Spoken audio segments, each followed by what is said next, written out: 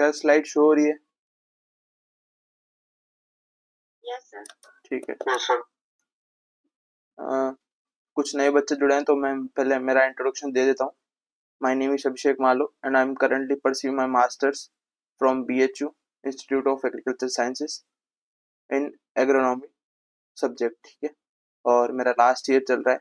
और अगर आप जब तक यहाँ आओगे एंट्रेंस के बाद मैं चला जाऊँगा, और अगर फिर भी आपको कोई दिक्कत आती है तब आप मुझे जो है कांटेक्ट कर सकते हैं, आपको किसी भी टाइप की कहीं भी कोई से भी कॉलेज में।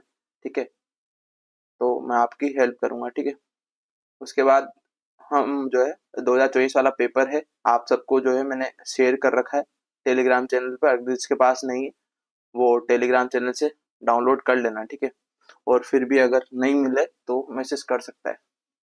तो सिंपली जो हमने फर्स्ट क्लास में जैसे हमने कोर्स चला रखा है, अक्टूबर 11 को जो है हमने कोर्स स्टार्ट किया था बच्चों के कहने पे ही, क्योंकि मेरा कोई अभी स्टार्ट करने का नहीं था, क्योंकि मैं भी खुद बिजी हूँ और लास्ट टाइम पे जो है MSc के लास्ट टाइम पे बहुत सारे काम होते हैं, तो उसकी वजह से तुम फ्री भी नहीं रह पाते। ठीक है, तुम खुद आओगे तो तुम समझ जाओगे, पर फिर भी चलो ठीक है, बच्चों ने फोर्स किया और बच्चों को जो है ज़रूरत थी, इस वजह से मैंने कुछ जितना मेरे पैसा लगा नोट्स वगैरह का जेरोक्स कराने में या फिर उसका PDF बनवाने में, उतना मैंने बच्चों से चार्ज लिया। मैंने कोई मेरा इसमें पैसे का या फिर कुछ भी मुझे मतलब नहीं था। ठीक है, तो मैंने 999 में भेज दिया और उनको जो है क्लासेस का मैंने नहीं बोला था, फिर भी मैंने क्लासेस का प्रोवाइड कराया। लगभग मैंने सारा कंप्लीट करा चुका हूँ कोर्स और कुछ बच रहा है। ठीक है, जिसका मैं रेगुलरली टाइम निकाल के क्लासेस लगा रहा हूँ। ठीक है,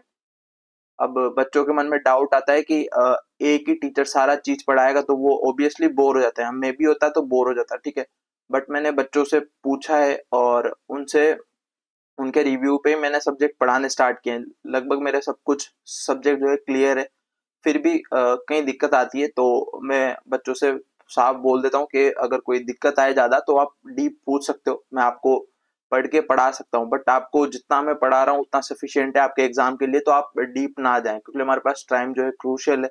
तो हमें जितना सेलेक्टिव कंटेंट पढ़ेंगे उतना बेटर होगा, और उसको ही ज़्यादा माइंड में रिवाइज करेंगे तो वो आपके लिए बेटर होगा। तो आप डीप पढ़ेंगे तो आप आपके लिए पूरी MSc पड़ी हुई है। तो आप आपके सब्जेक्ट जो भी चूज करेंगे MSc में, तो काउंसलिंग के हिसाब से जो जो भी मिलेगा आपको नंबर वाइज, तो आप उसमें जो है डीप पढ़ सकते हैं। आपके पास काफी जिंदगी भर पड़ी है। ठीक है, पर आपको यहाँ पे क्या करना है, आपको एग्जामिनेशन क्रैक करना है। तो एग्जामिनेशन क्रैक करने के लिए आपको लिमिटेड और आपका बेस क्लियर होना चाहिए। ठीक है, आप कोई से भी यूनिवर्सिटी से पढ़ के आए या फिर आप MSc कर आप हिंदी मीडियम से हो या इंग्लिश मीडियम से, वो मैटर नहीं करता है। अगर आपका नॉलेज है तो आप एग्जाम में अच्छा खासा परफॉर्म कर लोगे। ठीक है, उसके लिए आपको अगर आपने BSc में अच्छे से पढ़ा है तो बहुत ही आपको कम मेहनत में आप इजीली सिलेक्शन ले लोगे। बट आपने अगर BSc में नहीं पढ़ा है और आप हिंदी मीडियम से हो तो आपको और ज्यादा दिक्कत आने वाली है, क्योंकि MSc में कहीं भी जाओगे तो आपको इंग्लिश में ही करना पड़ेगा। ठीक है, और हिंदी इंग्लिश कुछ भी आपको किसी भी मीडियम में से हो, कोई डरने की जरूरत नहीं है। मैंने दोनों को साथ लेके साथ में पढ़ाया है, और बच्चों का रिस्पॉन्स भी है कि हिंदी मीडियम वालों को अब इंग्लिश में जो है इंटरेस्ट आ चुका है और वो अच्छा खासा परफॉर्म कर रहे हैं। ठीक है, और मैं देख भी रहा हूँ। ठीक है, तो वो दिमाग से निकाल देना। तो ये बातें तो होती रहेगी, हम स्टार्ट करते हैं। 2024 वाला पेपर है जो आप सबके पास होगा। ठीक है,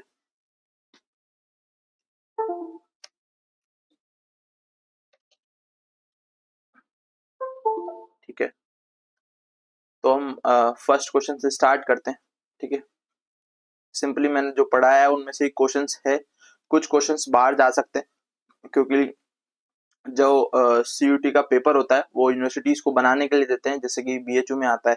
उसके बाद कुछ अच्छे से यूनिवर्सिटीज है, ठीक है, उनमें जाता है बनने के लिए। तो सारों का कंपाइल करके फिर पेपर डिसाइड होता है। तो 75 क्वेश्चंस बनाना कोई बड़ी बात नहीं, बट आपका पेपर जो है, जैसे मान लो कोई भी यूनिवर्सिटी, जैसे मेरिट वाली यूनिवर्सिटी होगी, ठीक है, आपकी हमारी BHU होगी, ठीक है, और भी कई यूनिवर्सिटी, तो ऐसे 4 यूनिवर्सिटी से हमने क्या लिए, 100 क्वेश्चंस लिए, या फिर 500 या फिर कितने भी क्वेश्चंस लिए, फिर उन सारे चारों यूनिवर्सिटी के पेपर में से 75 क्वेश्चन डिसाइड होते हैं।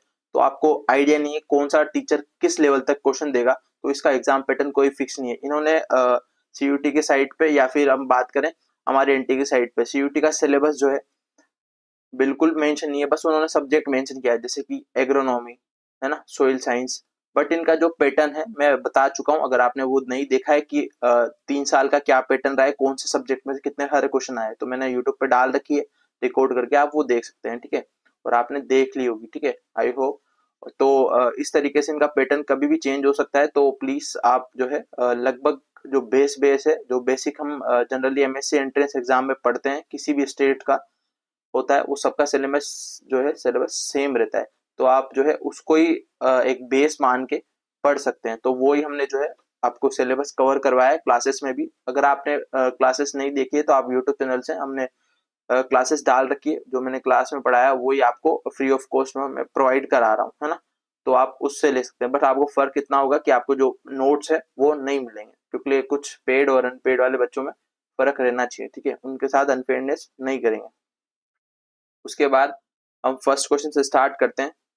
इन ए पी फ्लावर क्या है, लेग्यूमिनस फैमिली का है। क्या है, लेग्यूम फैमिली का प्लांट है। 5 petals are arrange in specialised manner with one ठीक है, posterior, 2 lateral and 2 anterior, and these are named as. 3 आपको अलग अलग नेम होते हैं, तो आपकी फैमिली का अलग अलग फैमिलीज के अलग अलग पार्ट्स होते हैं, फ्लोरल पार्ट्स। ठीक है, तो आपको यहाँ पे मेंशन कर रखा है, ज्यादा इजी है। अगर आपने बायोलॉजी में पढ़ा होगा और आप बायोलॉजी से होंगे तो आपको इजीली समझ में आ रहा होगा क्वेश्चन। ठीक है, उसके बाद इसके ऑप्शंस देखते हैं। फर्स्ट है विंग, कील, स्टैंडर्ड। सबके जो है आपको पैटर्न किस पैटर्न में अरेंज है वो आपको देखना पड़ेगा। ठीक है, ज्यादा बायोलॉजी की टर्म है, मुझे भी मैं बायोलॉजी से नहीं हूँ, तो मुझे भी इतना ज्यादा इसको समझाना नहीं आएगा, बट मैं इसका आंसर जानता हूँ, क्योंकि 3 पार्ट होते हैं फ्लोरल के, है ना। फर्स्ट होता है विंग, कील और स्टैंडर्ड। आपने जनरली पढ़ा होगा, ठीक है, 12th में या फिर कहीं आपको ये टच हुआ होगा लेग्यूमिनस फैमिली का। तो आपको इसमें बताना है कि वन पोस्टीरियर और 2 lateral और 2 anterior। ठीक है, तो इस पार्ट में 5 पेटल कैसे जो है अरेंज होते हैं ना इस जगह पे। तो आपको ऑप्शन दे रखा है विंग, कील, स्टैंडर्ड। सेकंड ऑप्शन है कील, विंग, स्टैंडर्ड, और उसके बाद स्टैंडर्ड, विंग्स, कील, विंग्स, स्टैंडर्ड, कील। सो आपको चारों ऑप्शन में से किसी को आंसर पता है तो वो माइक अनम्यूट करके बोल सकता है, वरना फिर मैं आंसर बताता हूँ। किसी को पता है इसका आंसर?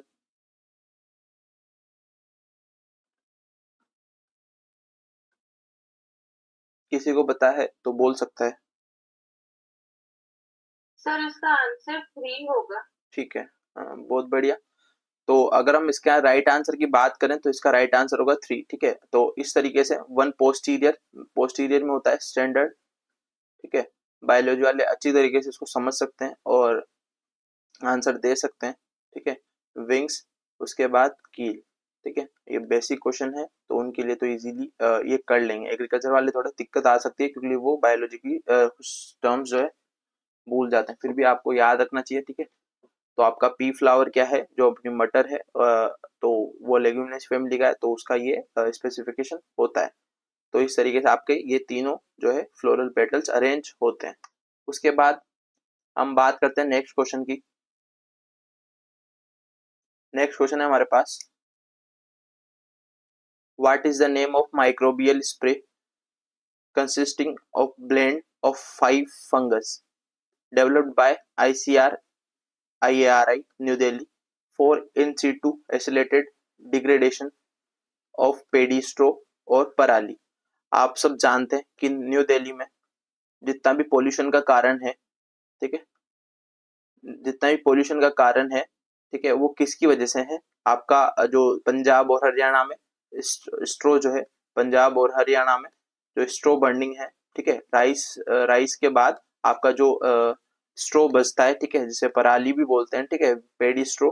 तो उससे आपको मैनेज करना, या फिर सब जो है हम उसको अच्छे से फोल्डर के रूप में यूज नहीं ले सकते। वो जल्दी से आप क्रॉप को जो है नेक्स्ट क्रॉप की सोइंग के लिए आपको लैंड जो है प्रिपेयर करना पड़ेगा नेक्स्ट क्रॉप के लिए। तो वो प्रिपरेशन में आप जो है जल्दीबाजी में, या फार्मर्स जो है उनकी भी कोई गलती नहीं है, है ना, उनको भी आगे जो है फार्मर्स को क्या करना है, लैंड का अच्छे से मैनेज करके उसकी टिलेज करना है। तो उसके लिए वो क्या करते हैं, वेजिटेबल्स को या स्ट्रो को जला देते हैं। उसकी वजह से क्या हो रहा है, न्यू दिल्ली में पॉल्यूशन बहुत ज्यादा हो रहा है, ठीक है। तो आसपास के इलाकों में पूरा एक ब्लैक क्लाउड सा छा जाता है। आप अगर दिल्ली गए हो आपने फेस किया होगा, ठीक है। उसके बाद इस क्वेश्चन में पूछा है कि उन्होंने इसका सॉल्यूशन के लिए एक माइक्रोबियल स्प्रे बनाया है, उस स्प्रे का क्या नाम है, ठीक है। वो किससे बनाया, 7 फंगस को ब्लेंड करके एक आपको सिंगल जो है स्प्रे, माइक्रोबियल स्प्रे बनाया, उस स्प्रे का नाम बताना है। तो फर्स्ट ऑप्शन है आपके पास पूसा कंपोस्टर, उसके बाद पूसा बायोग्रेनुल, उसके बाद third option Pusa decomposer and fourth option Pusa bio composter. क्या इसका आंसर किसी को पता है? सर इसका आंसर पूसा डिकम्पोजर। ठीक है, बहुत बढ़िया। थर्ड आंसर इसका होगा पूसा डिकम्पोजर, ठीक है। तो पूसा डिकम्पोजर क्या कर रहा था कि हमारे जितने भी स्ट्रो वगैरह है ना, ये हमारी फील्ड स्ट्रो है, तो इसको क्या कर रहा था, अगर हमने इस पे स्प्रे कर दिया तो कुछ टाइम के विद इन टाइम के अंदर ये इसको क्या कर देगा, डिकम्पोज कर देगा। डिकम्पोज होने से हमें क्या मिलेगा, ऑर्गेनिक मैटर मिलेगा। ऑर्गेनिक मैटर से हमारी सोइल जो है कार्बन इंक्रीज होगा, ठीक है। उसके बाद सोइल की फर्टिलिटी बढ़ेगी, तो काफी ज्यादा जो है बेनिफिट्स इसके, ठीक है। पर ये फार्मर जो है अभी भी अडॉप्ट नहीं कर रहे हैं, उनकी भी गलती है। तो आई होप धीरे धीरे ये चीजें चल रही है और लार्ज स्केल पे प्रोड्यूस होगा तो इजीली फार्मर कर लेगा, ठीक है। कोई भी चीज आती है तो उसको टाइम लगता है, ये इंडिया है, ठीक है। तो आप सब जानते हैं। उसके बाद नेक्स्ट क्वेश्चन।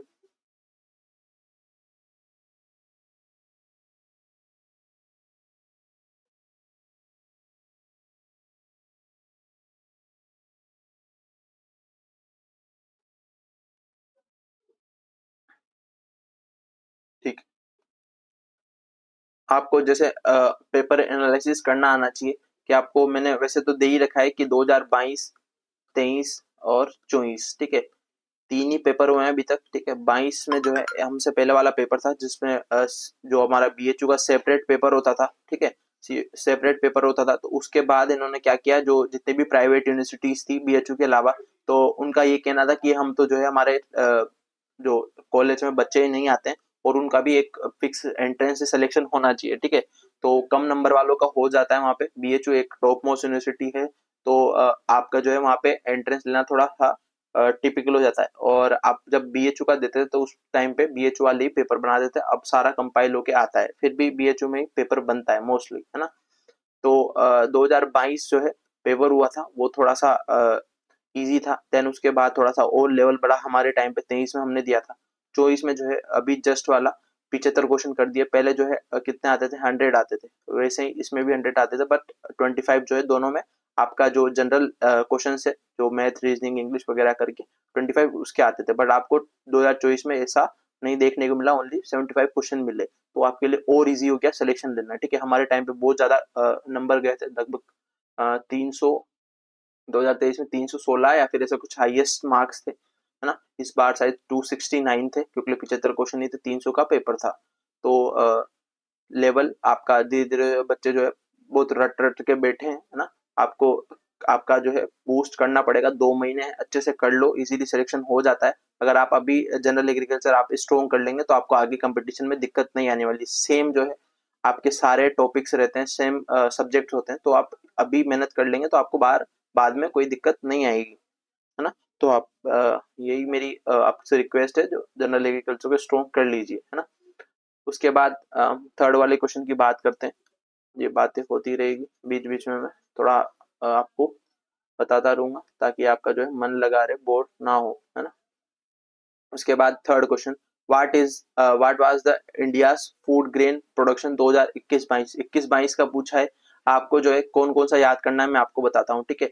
जैसे मान लो ये 24 में हुआ तो 21 का पूछ लिया, 21-22 का पूछ लिया, तो आपको लगभग 2024 है तो आपको 23-22-21 ये तीनों का एटलीस्ट याद करना चाहिए, क्योंकि एग्जामिनर कुछ भी पूछ सकता है, ठीक है। तो आपको फूड ग्रेन प्रोडक्शन किसका प्रोडक्शन हाई है, मैंने आपको डाटा भी शेयर किया था, ठीक है। अगर आप टेलीग्राम चैनल से जुड़े हुए हैं तो आपको मैंने वहाँ पे 2024 के जितने भी डाटा है वो शेयर किए थे, ठीक है। तो आप वो देख लेना, ठीक है। एक दो क्वेश्चन आपको ऐसा मिलेंगे जो कि हमारे स्टेट से होंगे।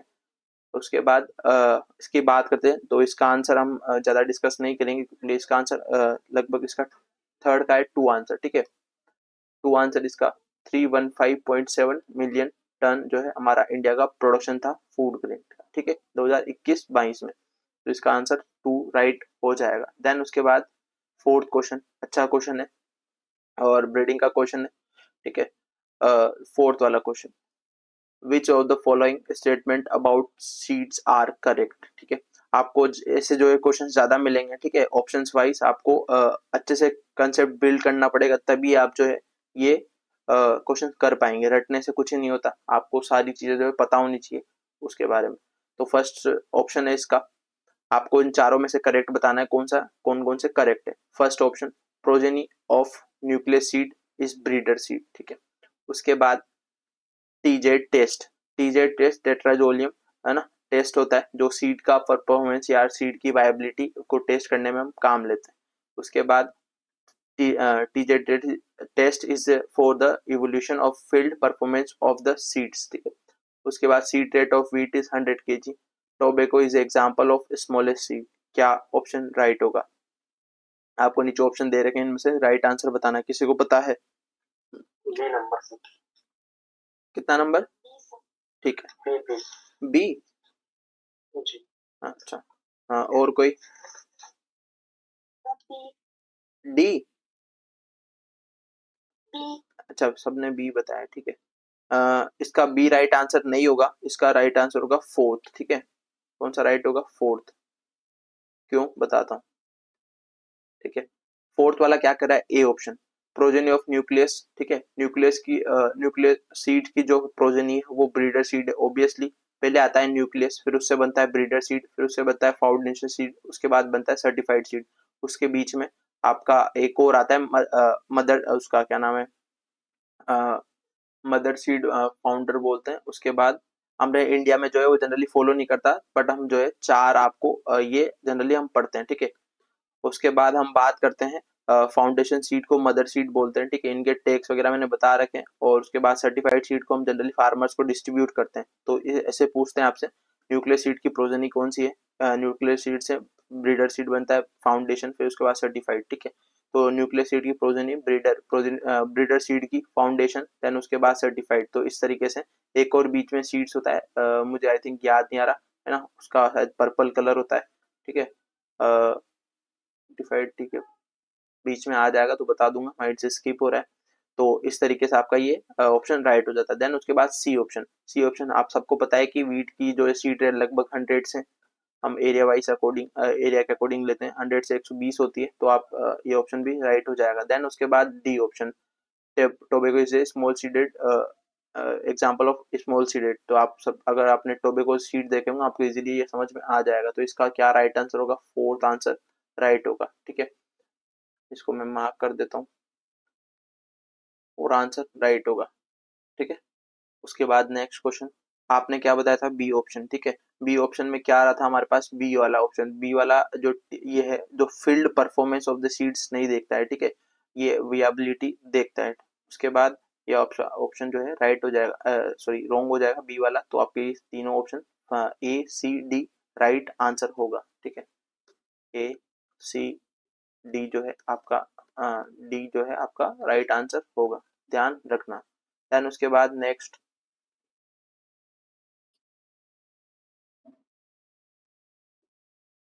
क्या चीजें समझ में आ रही है? मैं समझा रहा हूँ,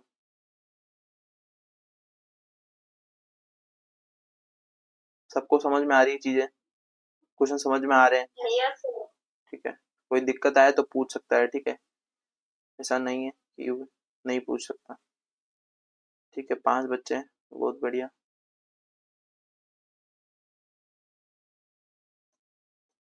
उसके बाद फिफ्थ वाला question, during the seed germination is stored food is mobilised by. कौन सा आपको इसमें आंसर क्वेश्चन पूछा है कि सीड में ऐसा कौन सा जर्मिनेशन के टाइम पे, सीड के क्या जर्मिनेशन के टाइम पे कौन सा फूड स्टोर आपका करने में कौन मदद करता है? स्टोर फूड को मोबिलाइज करने में, सॉरी, कि आपको ट्रांसफर करने में कौन मदद करता है या कौन सा हार्मोन जो है मदद करता है? क्या किसी को इसको राइट आंसर पता है? फर्स्ट ऑप्शन है auxin, then second ethylene, then gibberellin, then ABA. मैंने प्लांट फिजियो की क्लास अगर आपने ली होगी तो उसमें भी बता रखा है ना, अगर आपने अच्छे से उसको पढ़।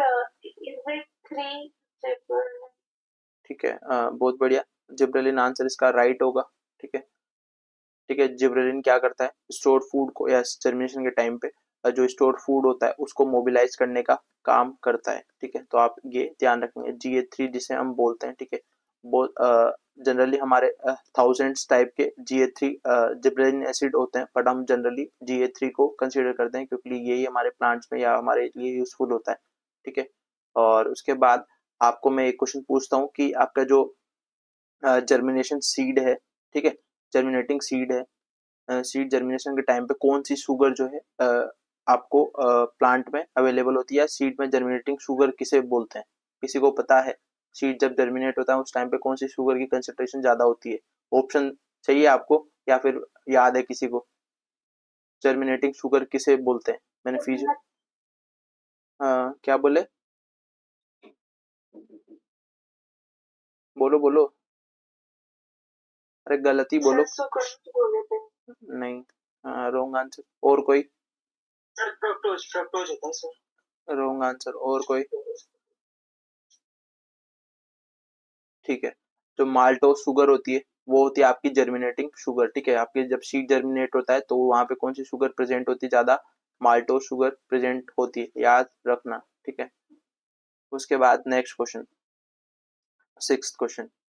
सिक्स क्वेश्चन क्या बोलता है, which one of the following is a good example of subsistence farming? Subsistence मतलब जीवन निर्वाह वाला जो खेती है उसे क्या बोलते हैं?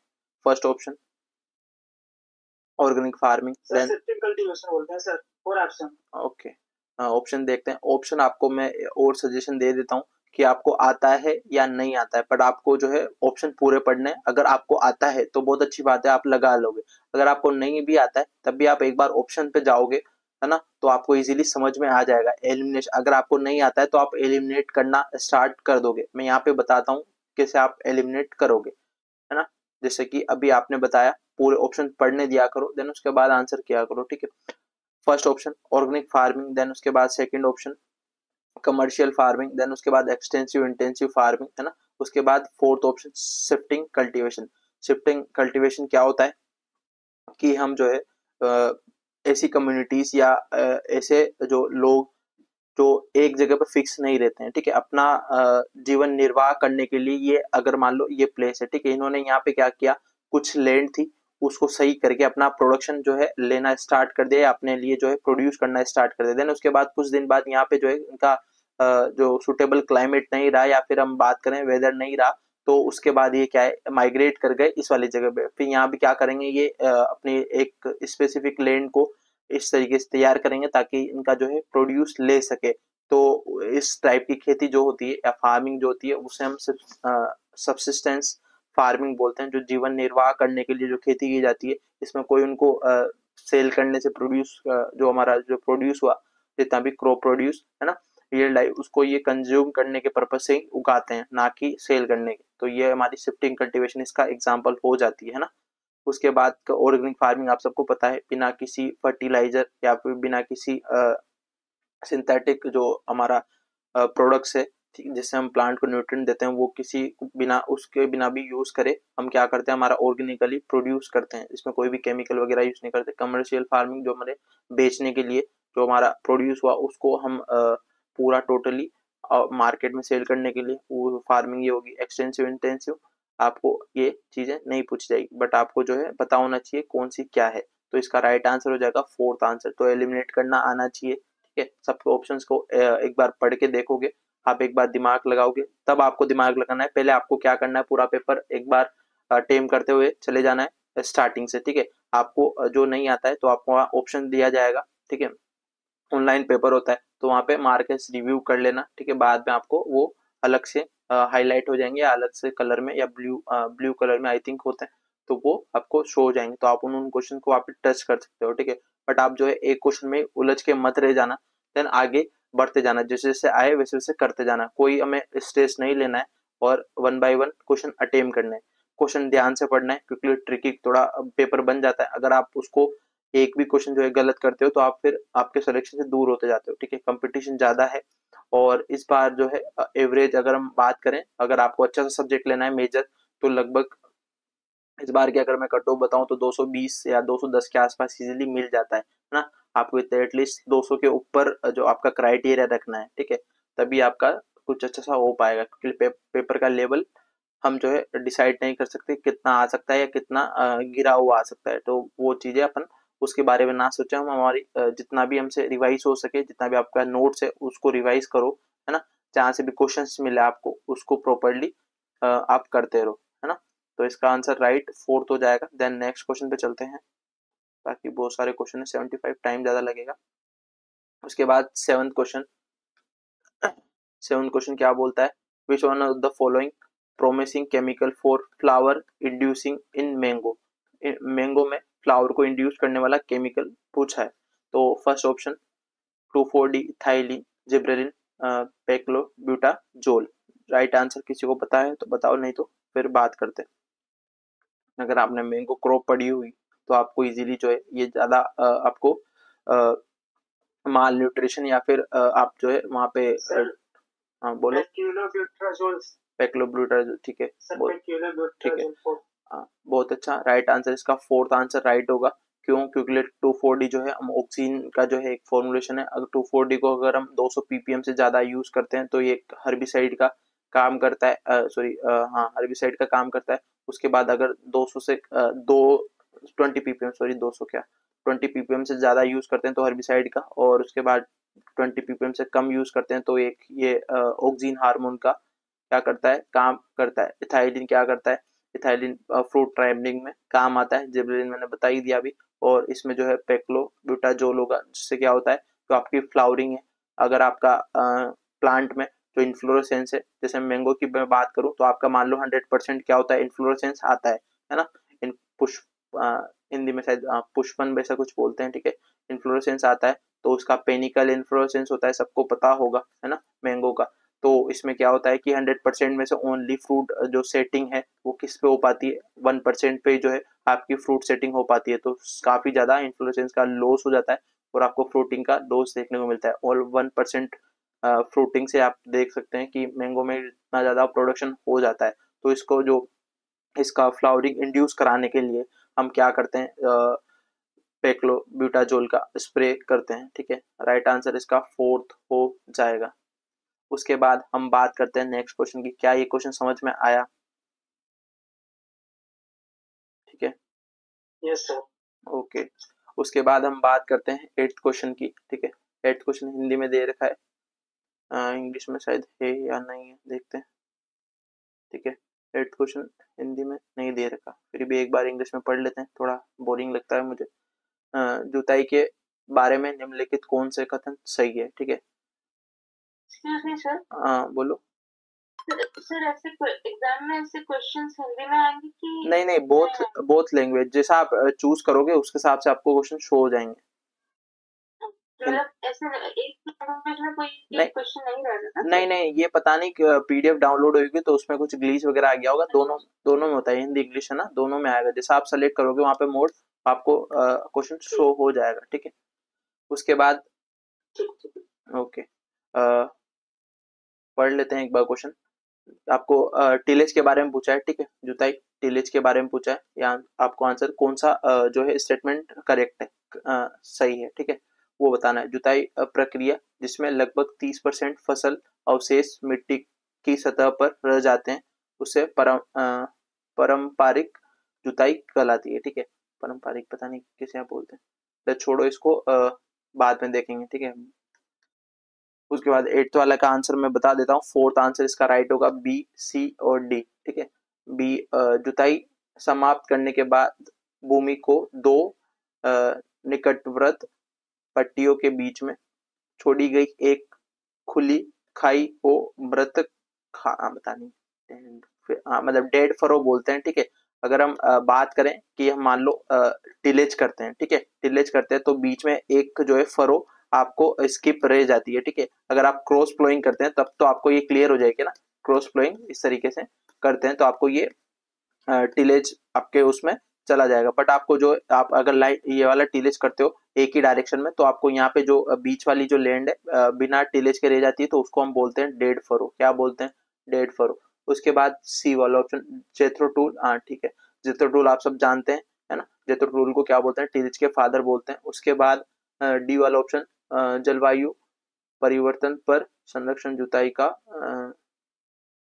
समनकारी प्रभाव पड़ता है। ऑब्वियसली कि आपका जितना भी वेदर वेदर आपका कैसा होगा, जैसे मान लो आप आज टिलेज करनी है, अगर बारिश होगी तो आपको टिलेज प्रैक्टिसेस में डिफिकल्टीज फेस करनी पड़ेगी, तो आपके ये तीनों ऑप्शन राइट हो जाते हैं, ठीक है। उसके बाद आपका ए ऑप्शन था, ये मुझे भी समझ में नहीं आ रहा, ठीक है। तो ये आपका तीन ऑप्शन राइट हो जाएंगे, बी सी डी, तो फोर्थ आंसर इसका राइट होगा। देन नेक्स्ट,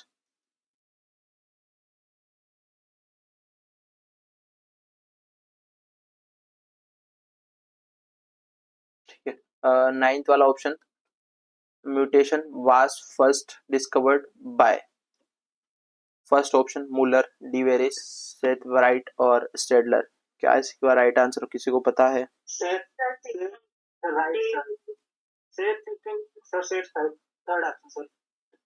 ठीक है, सेट्स राइट। इसका जो है सीयूटी वालों ने दो ऑप्शन, पता नहीं दो ऑप्शन में मुझे डाउट है, सेकंड और फोर्थ आंसर, ठीक है, स्टेडलर या डीवेरिस, ठीक है। तो मेरे हिसाब से सेथ राइट ने तो शायद उसमें जो है आपका क्या थी, ड्रोसोफिला थी, उसमें म्यूटेशन फर्स्ट टाइम देखा था शायद मेरे हिसाब से, आई थिंक। मेरे पास अभी लैम्प में सेथ राइट ने, यस सर, ठीक है, ड्रोसोफिल देखा था सर। फिर इसके बाद ये जो ह्यूगो डिवरीज है सर, इन्होंने नोमेनक्लेचर किया था उसका। अच्छा, चलो ठीक है, अभी इसको थोड़ा सा होल्ड पे रखते हैं, ठीक है, इसको डिस्कस कर लेंगे, मैं आपको भेज दूंगा सोर्स को देख के, मुझे भी कंफर्म याद नहीं आ रहा। तो इसका थर्ड आंसर अभी राइट मानते हैं, मुझे सेकंड और इसमें डाउट लग रहा है फोर्थ वाले में। स्ट्रेडलर ने भी कुछ किया था म्यूटेशन का, मुझे आई थिंक याद नहीं आ रहा, या फिर थर्ड ऑप्शन राइट हो सकता है, क्योंकि कंफर्म याद नहीं है। हम थर्ड को जो है होल्ड करके रखते हैं, इसका अभी तक थर्ड मानो, ठीक है। इसका अगर कुछ होगा तो हम डिसाइड कर लेंगे, है ना।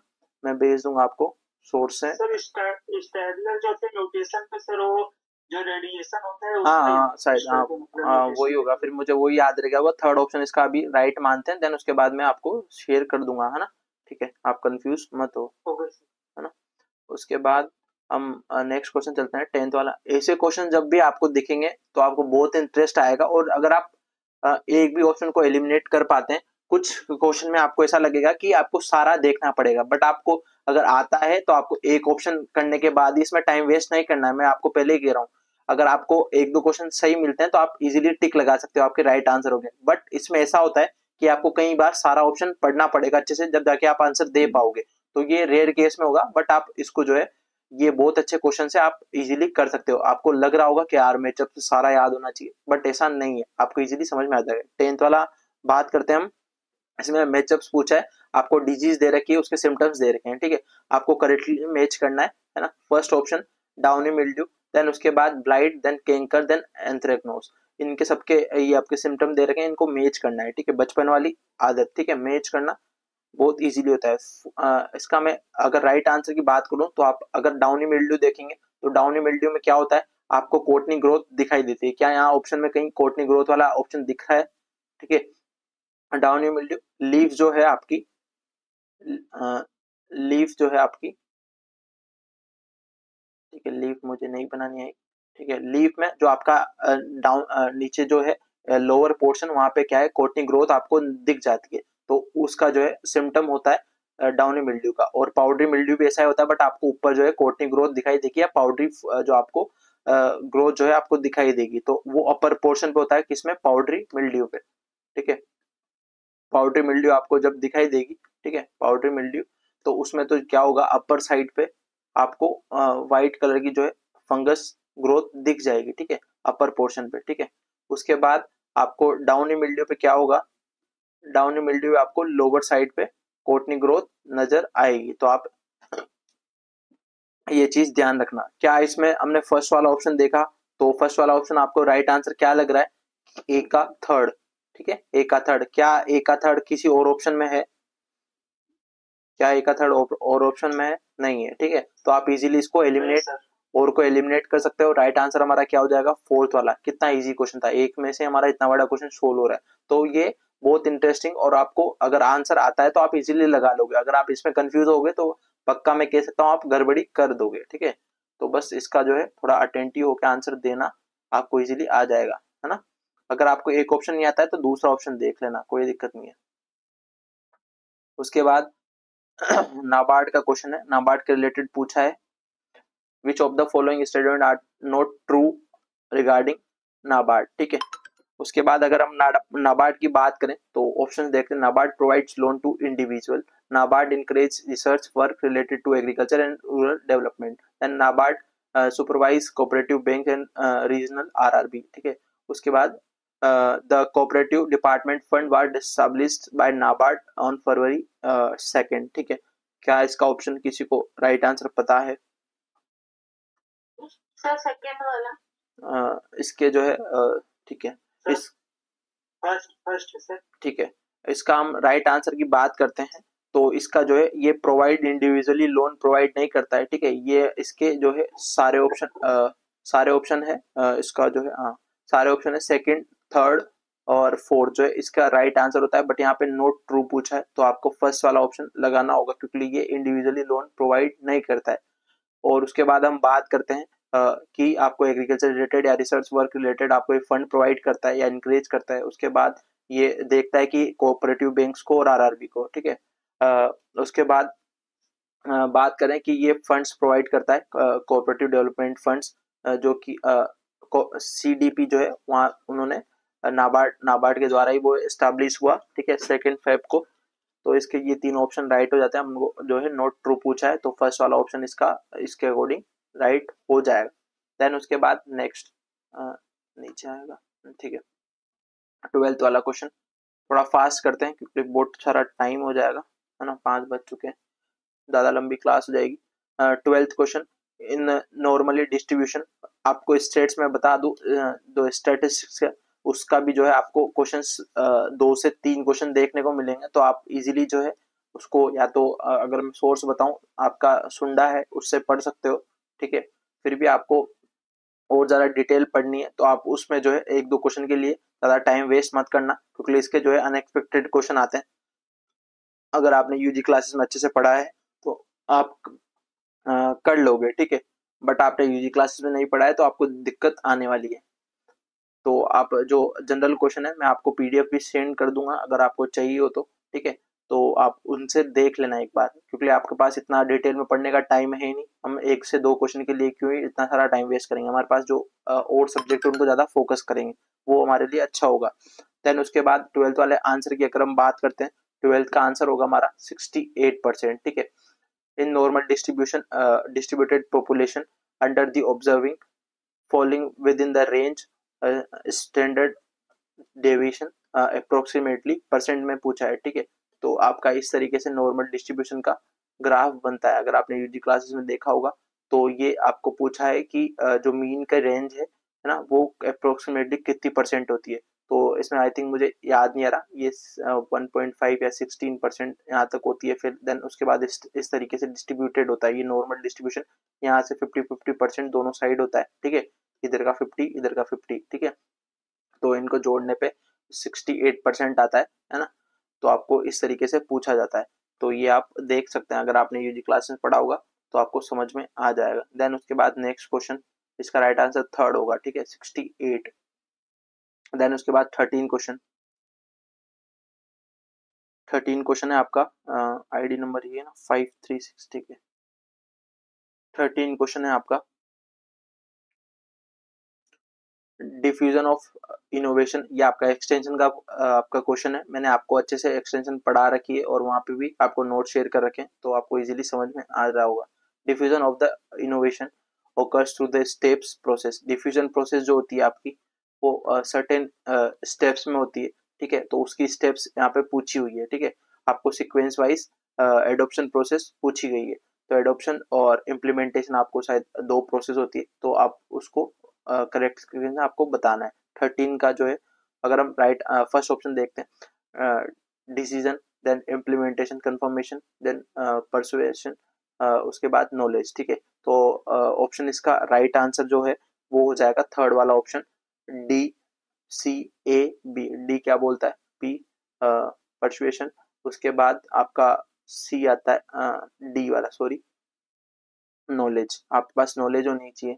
ठीक है, नॉलेज, नॉलेज, ठीक है, नॉलेज होनी चाहिए। फिर उसके बाद परसुएशन, पी, उसके बाद आपका ए ऑप्शन डिसीजन, है ना, उसके बाद आपका B option implementation, then confirmation. तो आपको मैंने वहां पे भी बताया था केपी, केपीडिक से आप याद रख लेना, मैंने आपको बोला था। तो इस तरीके से ये आपकी स्टेप्स होती है डिफ्यूजन इनोवेशन की प्रोसेस की स्टेप्स। ठीक है, तो इस तरीके से आपको याद रखना है के पी डी आई सी। और इसको दूसरा तरीका पूछने का कि आपको कितनी स्टेप्स होती है ये भी पूछा जा सकता है। तो 1 2 3 4 5, ठीक है, आपको 5 स्टेप्स क्या होती है डिसीजन इनोवेशन प्रोसेस की, 5 स्टेप्स होती है। तो इस तरीके से आपको क्वेश्चन पूछ लिया जाता है। अंदर डीप इतना नहीं पूछते हैं आपको, जनरली ऊपर ऊपर सरफेस से पूछते हैं, तो आपको वो याद करना है। देन उसके बाद नेक्स्ट क्वेश्चन 14, 14th वाला क्वेश्चन देखते हैं क्या बोल रहा है। 14th वाला क्वेश्चन है आपको मैचअप से, ठीक है, एंटोमोलॉजी का क्वेश्चन है, मैंने अच्छे से पढ़ा रखे हैं, आपको आ जाएंगे। फर्स्ट आपको टर्म्स दे रखी है और किसने जो है वो टर्म्स उसके बारे में पूछा है। ठीक है, इकोलॉजी, फिरोमोन, उसके बाद इंटीग्रेटेड कंट्रोल और पेस्ट मैनेजमेंट। ठीक है, इसके राइट आंसर की अगर हम बात करें तो 14th वाला इसका राइट आंसर होगा ए का एकल जो है, ई एकल। ठीक है, तो उन्होंने इकोलॉजी टर्म दी थी। ठीक है, उसके बाद फिरोमोन जो टर्म है, ठीक है, फिरोमोन जो टर्म है आपका किसने दिया था, थर्ड ऑप्शन बी का थर्ड है कार्लसन एंड ल्यूसन ने। उसके बाद आपका सी ऑप्शन, सी ऑप्शन का फोर्थ आंसर तो इंटीग्रेटेड कंट्रोल वी स्टर्न ने दिया था, और पेस्ट मैनेजमेंट आपका बुसलैंड ने दिया था। तो इस तरीके से हमारा सेकंड ऑप्शन राइट हो जाएगा। देन उसके बाद 14th के बाद 15th, ठीक है, 15th, 15th की अगर हम बात करें, आपको एलिमेंट दे रखा है, उसके बाद रोल और फंक्शन बताना है। मैंने अच्छे से, बहुत अच्छे से प्लांट न्यूट्रिएंट पढ़ा है, तो आई होप आपने क्लास देखी होगी, आपको इजीली समझ में आ गया होगा। Iron, zinc, boron, magnesium. ठीक है, अगर हम जनरली बात करें, मैंने आपको वहां पे, अगर मैं एक डायग्राम से आपको बताऊं, तो आपको मैंने वहां पे एक प्लांट का डायग्राम बताया था। ऊपर टॉप पोर्शन में आपको क्या बताया था, CAB बताया था। ठीक है, कैल्शियम और बोरोन। तो क्या होता है, इमोबाइल होता है प्लांट में, ठीक है, और उनका रोल क्या होता है, पोलन का जर्मिनेशन में मदद करता है। तो आपको मैं जनरली बता दूं, बोरोन कहाँ पे, पोलन जर्मिनेशन पे। ठीक है, उसके बाद हम बात करें, आपका जो जिंक है, जो आईए बायोसिंथेसिस में काम आता है, आईए क्या है हमारा, ऑक्सीन है, क्या है, ऑक्सीन। तो जिंक का जो है आपका ऑक्सीन का प्रीकर्सर क्या होता है, ट्रिप्टोफेन, जो कि Zn+2 आपका वहां पे भी, ये भी आपका प्रीकर्सर होता है। तो इस तरीके से आप जिंक से, फोर्थ वाला ऑप्शन क्या हम देखते हैं, सी का क्या राइट आंसर होगा, फर्स्ट वाला। तो सी का फर्स्ट कहाँ पे नजर आ रहा है, तो आपको एलिमिनेट आपको ऐसे हो जाएगा, सी का तो एक ही ए में ही जो है आपका, सी का फर्स्ट एक में ही दे रखा है, तो आपका फोर्थ ऑप्शन राइट हो जाएगा। ए का क्या है, थर्ड वाला। आयरन का क्या हो जाएगा, requirement, required in the crawl, crawl, coal आपका उसके बाद, ठीक है, थर्ड ऑप्शन। उसके बाद आपका बी का है जिंक, मैंने आपको बता दिया फोर्थ वाला। सी का फर्स्ट, एंड देन डी का आपका second option, photolysis of water. ठीक है, फोटोलाइसिस क्या होता है, हमने जब फोटोसिंथेसिस पढ़ा था उसमें क्या कर रहा था, वाटर टूट रहा था और दो पार्ट्स में, और वहां पे ऑक्सीजन की रिक्वायरमेंट थी, वहां से उसकी फुलफिल हो रही थी। ठीक है, स्प्लिटिंग जिसे हम बोल रहे थे, फोटोलाइसिस। ठीक है, वाटर का टूटना। तो इस तरीके से हमारा फोर्थ ऑप्शन राइट हो जाएगा। उसके बाद देन नेक्स्ट 15 के बाद 16 क्वेश्चन।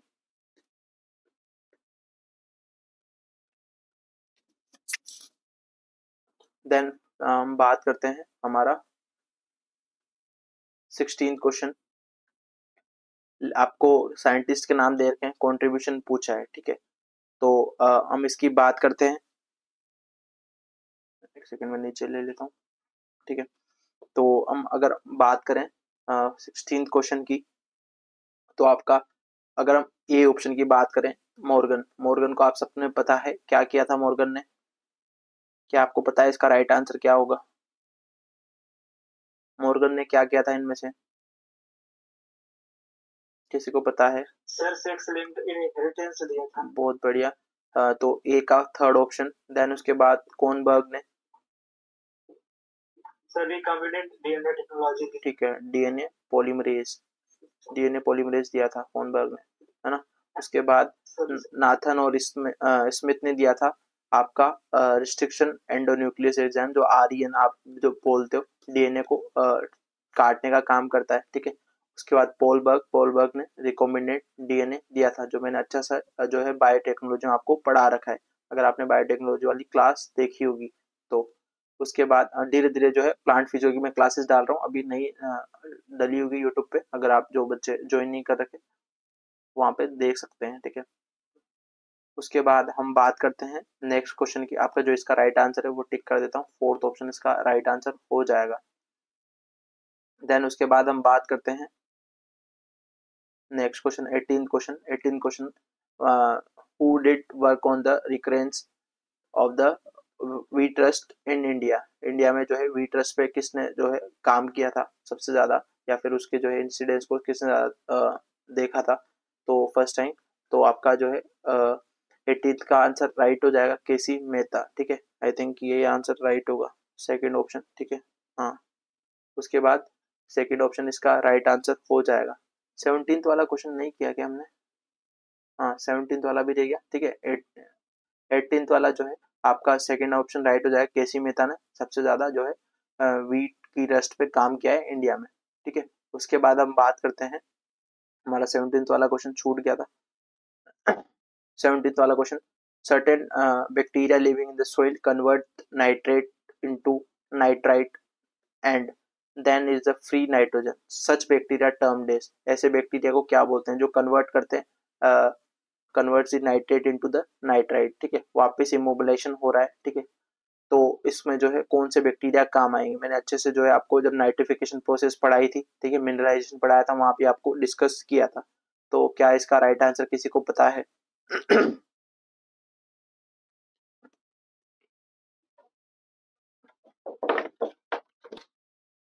Sir डीनाइट्रिफाइंग bacteria.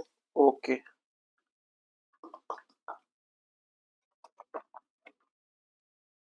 तो इसका राइट आंसर हो जाएगा डीनाइट्रिफाइंग बैक्टीरिया। क्यों? क्योंकि ये इसको जो है डीनाइट्रिफिकेशन प्रोसेस हो रही है यहाँ पे, उल्टा बन रहा है, ठीक है। हम क्या बात करते हैं जनरली, N2O से NO3 जो है बनाते हैं, नाइट्राइट से नाइट्रेट बनाते हैं, ए नाइट्रेट, ठीक है, नाइट्रेट बनाते हैं। तो नाइट्रेट से उल्टा क्या हो रहा है इधर, इसमें जो है उल्टा हो रहा है, ठीक है। नाइट्रेट से क्या बन रहा है, नाइट्राइट, ठीक है। और उसके बाद जो इमोबिलाइजेशन है वो हो रहा है, और वोलेटिलाइजेशन हो रहा है, और वो किसकी वजह से हो रहा है, डिनाइट्रीफाइंग बैक्टीरिया, जो कि आपके सुडोमोनास, और जनरली मैंने वहां पे बात करी थी।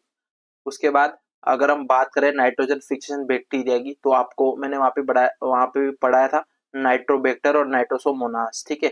जो आपका जो नाइट्रोसोबैक्टर और नाइट्रोसोमोनास क्या करते हैं, बैक्टर मतलब आपको नाइट्रेट में कन्वर्ट करेंगे, जो तो होते हैं बैक्टर, ठीक है, नाइट्राइट से नाइट्रेट तक। उसके बाद आपको उससे पहले जो है नाइट्रोसोमोनास काम आता है।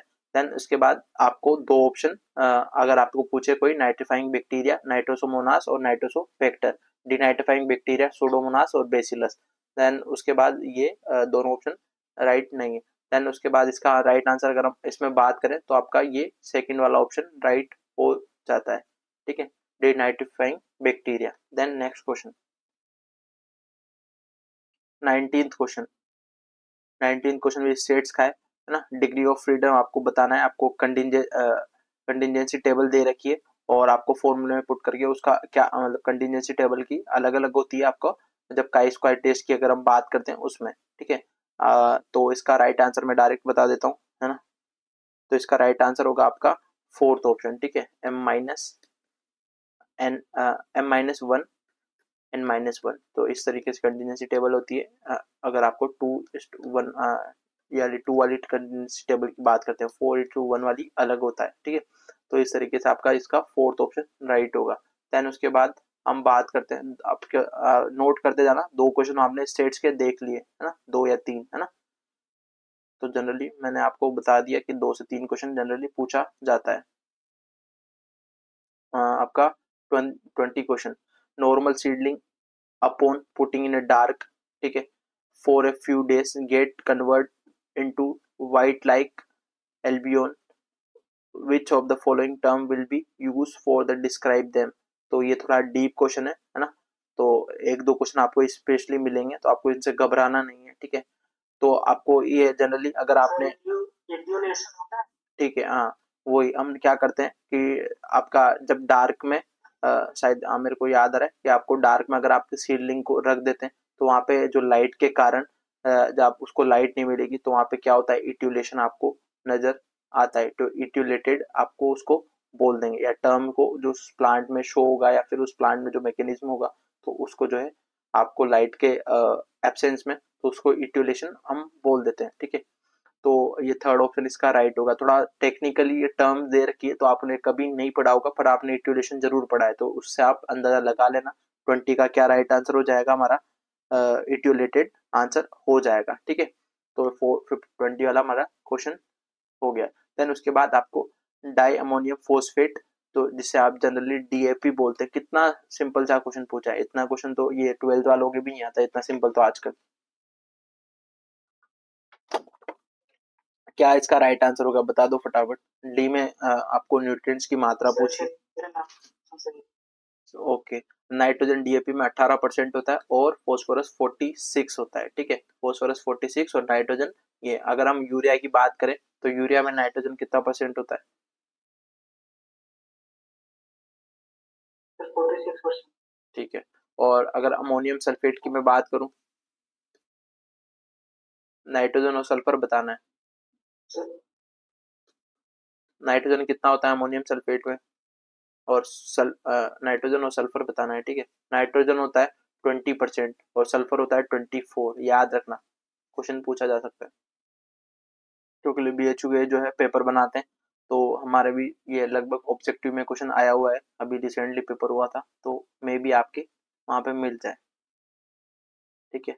लास्ट में मैं आपको जो है एक टेस्ट सीरीज प्रोवाइड करा दूंगा, जो भी यहाँ के टीचर्स के फेवरेट फेवरेट क्वेश्चन है मैं आपको टेस्ट सीरीज में दे दूंगा। तो प्लीज आप सब जो है, टेस्ट सीरीज का ज़्यादा अमाउंट नहीं रहेगा, हम 99 ही रखेंगे, ज़्यादा नहीं रखेंगे। आप प्लीज़ वो टेस्ट सीरीज दें, आपको समझ में आएगा, ठीक है।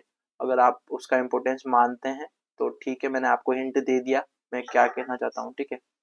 Yes sir.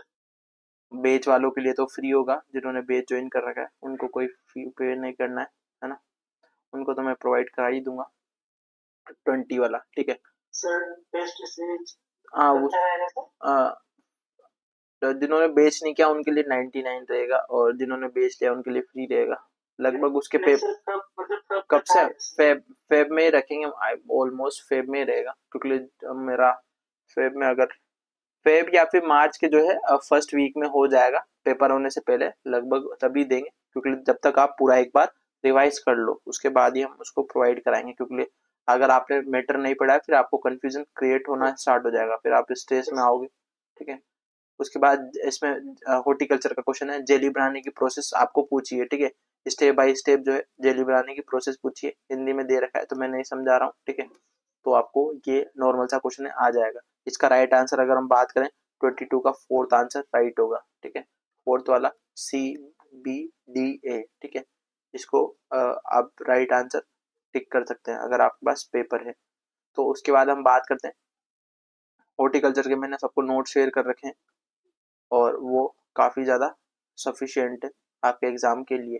देन उसके बाद 23rd question, what is the approximate composition of biogas generated after decomposition of biodegradation agriculture waste. आपका बायोगैस का कंपोजिशन पूछा है, मैंने एग्रीकल्चर इंजीनियरिंग पढ़ाई थी उस टाइम पे आपको ये क्वेश्चन करवाया हुआ है, ठीक है।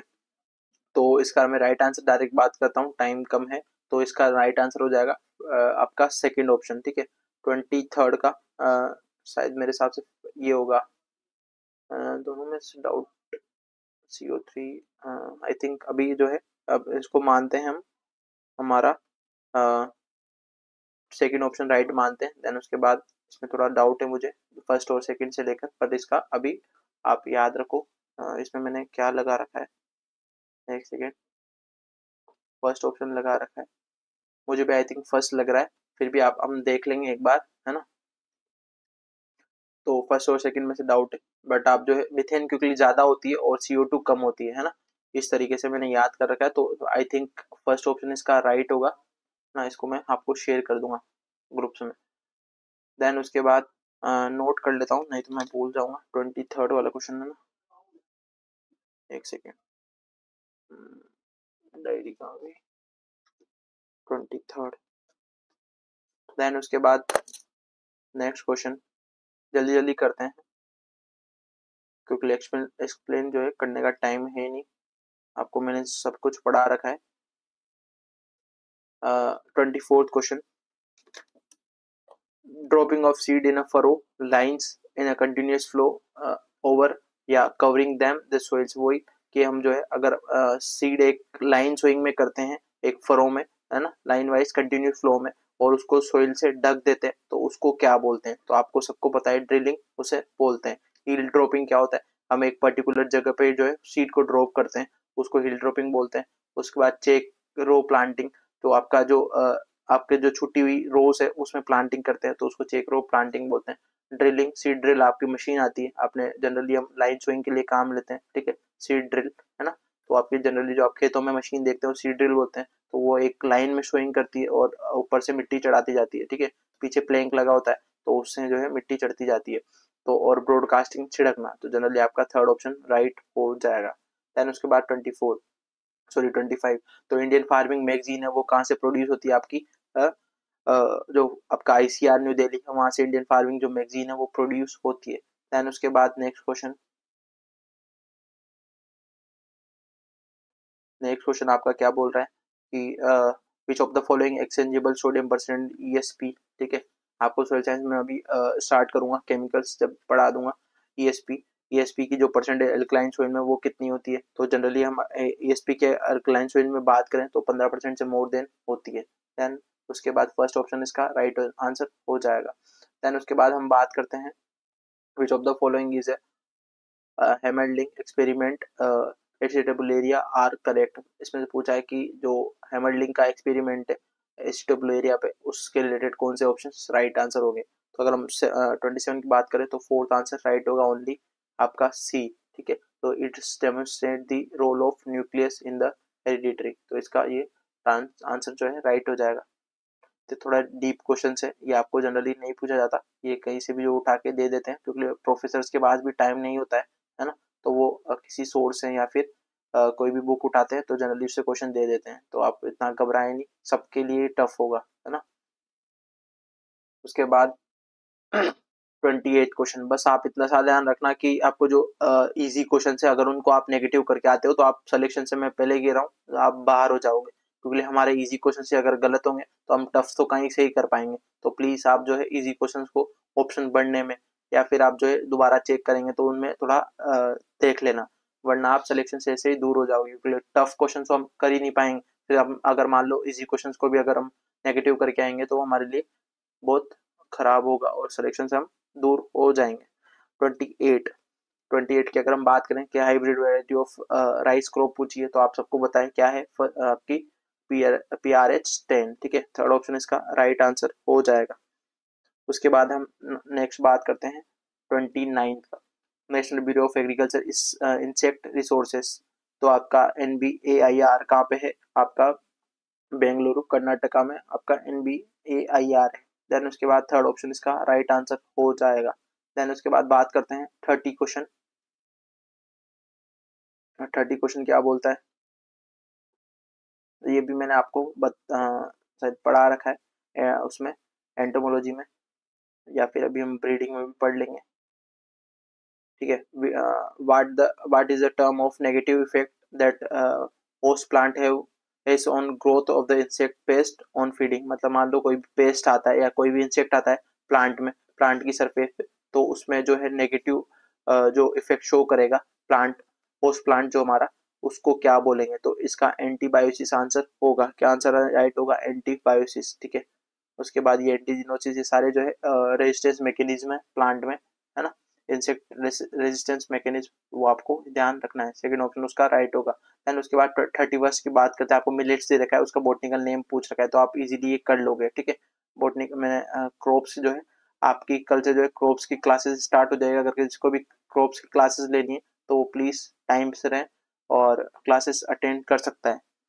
उसके बाद 31st की अगर हम बात करें तो इसका जो है आपका सेकेंड ऑप्शन राइट होगा।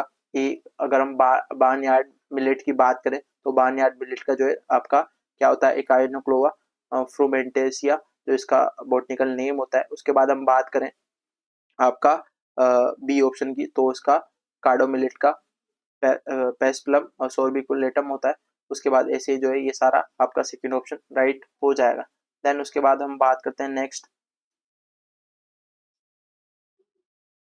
मैंने अभी आपको बात किया था कि डिफरेंट टाइप ऑफ सीड्स मैंने आपको पढ़ाया था, उसमें में से क्वेश्चन है तो आपको इजीली आप कर लोगे। ठीक है, डायरेक्ट मैं आंसर की बात करता हूँ, सेकंड ऑप्शन राइट होगा आपका ए का फोर्थ। ठीक है, गोल्डन कलर का जो टेग होता है, आपको कलर क्लासेस दे रखी है ना, उसके बाद उसका कलर का टेग पूछा है या कौन से कलर उसके बेक्स जो होते हैं उनमें कौन सा कलर का टेग होता है, कि आप कैसे पहचानोगे कि ये कौन से सीड्स है ना। तो आपका जो गोल्डन येलो कलर है वो ब्रीडर सीड पे होता है। अगर हम फाउंडेशन या मदर सीड की बात करें तो उसमें आपका व्हाइट कलर का होता है। सर्टिफाइड सीड की बात करें तो एज्यूर ब्लू कलर का होता है। और टीएल सीड का अगर हम बात करें तो आपका उसका ग्रीन ओपेल कलर होता है। तो इस तरीके से आप याद कर सकते हैं। देन उसके बाद नेक्स्ट क्वेश्चन, थोड़ा फास्ट चल रहे हैं है ना, समझ में तो आ रहा होगा इजीली है ना, कोई दिक्कत है ही नहीं। तो 33 question, linkage equilibrium can be achieved by. तो लिंकेज इक्विलिब्रियम जो है हम किससे अचीव कर सकते हैं, तो कौन सी मीटिंग है, सेल्फ मीटिंग, रैंडम मीटिंग और सिबलिंग क्रॉसिंग और क्रॉसिंग। तो इसका राइट आंसर हो जाएगा हमारे पास सेकंड ऑप्शन, जो रैंडम मीटिंग है उससे लिंकेज हम उसको इक्विलिब्रियम या उसके जो है हम अच्छे से अचीव कर सकते हैं। तो आपका रैंडम मीटिंग इसका हो जाएगी। रैंडम मीटिंग क्या होती है, कोई भी एक प्रोजेनी हम एक कोई पेरेंट लेते हैं, उससे जो है हम डिफरेंट टाइप ऑफ, जैसे मान लो हमारे पास के बहुत सारे प्रोजेनीज है या फिर हम बात करें बहुत सारे पेरेंट्स है, तो इनको रेंडमली एक को सबसे जो है रेंडमली क्रॉस कराते हैं तो उससे हम अचीव कर सकते हैं लिंकेज को। उसके बाद 34th 34th क्वेश्चन क्या कह रहा है, horizontal growth of seedling swelling of axis and apical hook formation in dicot seedling associate with. ठीक है, तो इसका आंसर आपका राइट हो जाएगा 34th का थर्ड ऑप्शन, जो इथाइलिन है वो आपका ये सब काम करता है। ठीक है, स्वेलिंग ऑफ एक्सिस है ना, उसके बाद horizontal growth of seedlings, apical hook formation, ये सब आपका इथाइलिन के वर्क होते हैं। ठीक है, उसके बाद हम बात करते हैं नेक्स्ट साइटोकाइनिन का, आपका सबको पता है सेल ग्रोथ का और सेल डेवलपमेंट का काम होता है। देन उसके बाद 34th के बाद 35th question, 35th question 35th question Hindi में छोड़ो है ना, नेक्स्ट क्वेश्चन देखते हैं।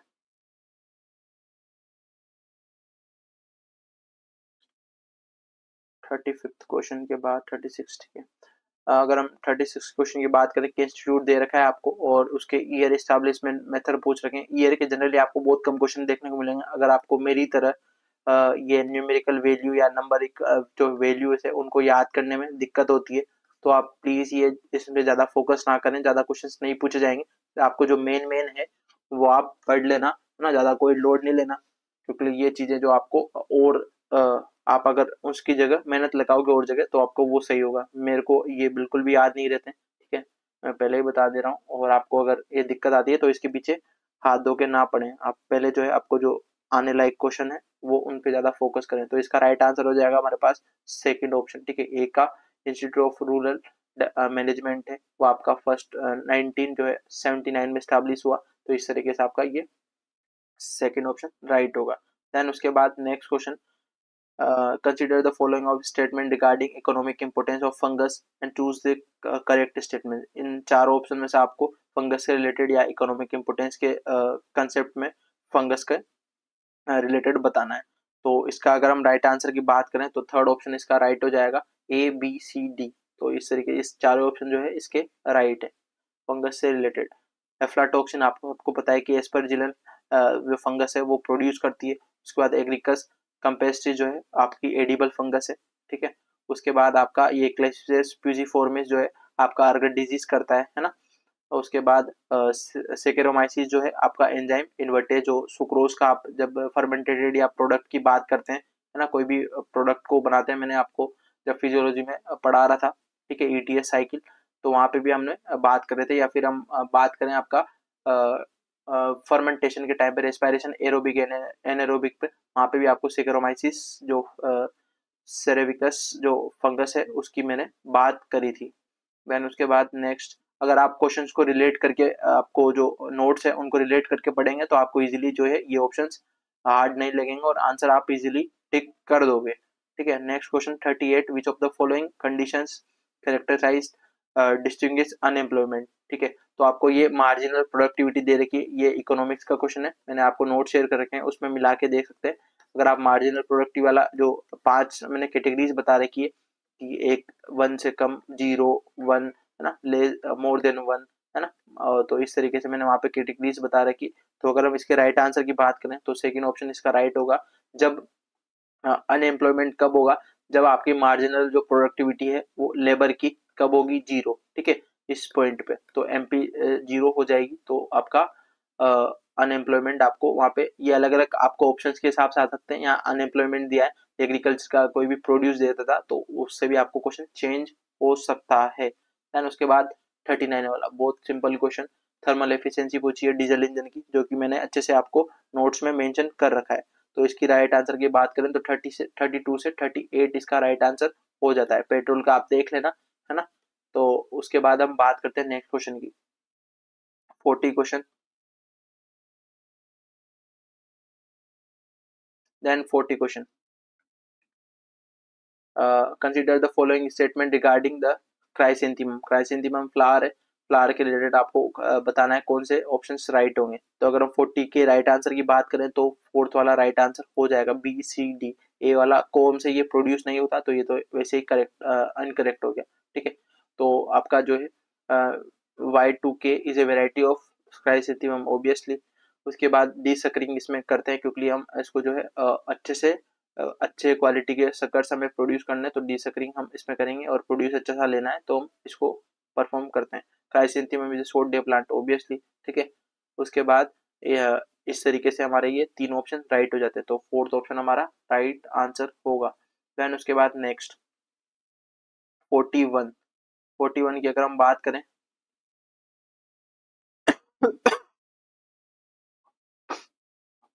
41 में क्या दे रखा है, डिजीज दे रखी है, उसके सिम्टम्स दे रखे हैं, और आपको डेफिशिएंसी किससे होती है, मैंने अच्छे से न्यूट्रिएंट पढ़ा रखे हैं, आपको इजीली आ जाएगा। विपटेल किससे होता है, मोलिब्डेनम से। उसके बाद हम बात करते हैं ब्लैक हार्ट किससे होता है आपका, इसका आपका 41 का आपका 2 ऑप्शन है, तो ए का आपका सेकंड बोरोन से, ब्लैक हार्ट पोटैटो से। उसके बाद बी थर्ड का ऑप्शन आयरन। देन उसके बाद डाइबेक किससे होता है हमारा, कैल्शियम से, है ना। डाइबेक, डाइबेक और टर्मिनल बर्ड मतलब आपका ऊपर का जो पोर्शन, अभी आपको जस्ट मैंने बताया कि सी ए बी से आप याद रख लेना, कैल्शियम और बोरोन। तो आपका ये इमोबाइल होता है और एपिकल, प्लांट के एपिकल पोर्शन पे होता है, तो ये पोलन जर्मिनेशन का भी ऊपर का काम करेगा। ऊपर का पोलन कहाँ डेवलप होते हैं, ऊपर, तो ये सारे ऊपर के जितने भी काम होंगे वो ये करते हैं परफॉर्म, तो सेकंड ऑप्शन इसका राइट आंसर हो जाएगा। देन उसके बाद 42, हिंदी में छोड़ो, उसके बाद इसका 42 का फिर भी राइट आंसर बता देता हूँ, फोर्थ ऑप्शन इसका राइट होगा। ठीक है, केवल बी सी डी। देन उसके बाद 43, ये भी स्टेट्स का है, सिंपल क्वेश्चन है, number of replication are equals to the number of treatment, मतलब जितना भी आर इंटू टी जो है, रेप्लिकेशन आर से डिनोट करते हैं, टी से ट्रीटमेंट, जो आपका जो आर है उतने ही ट्रीटमेंट होंगे।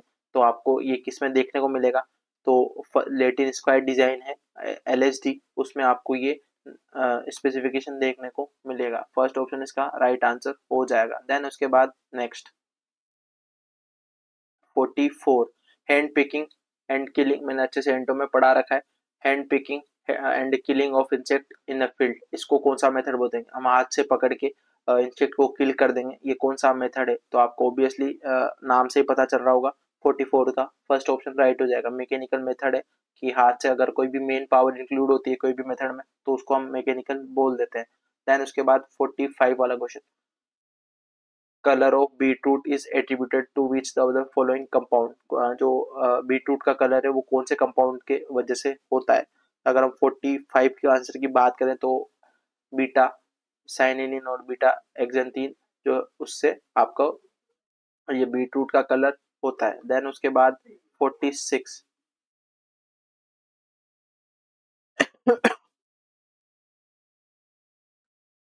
एक सेकेंड,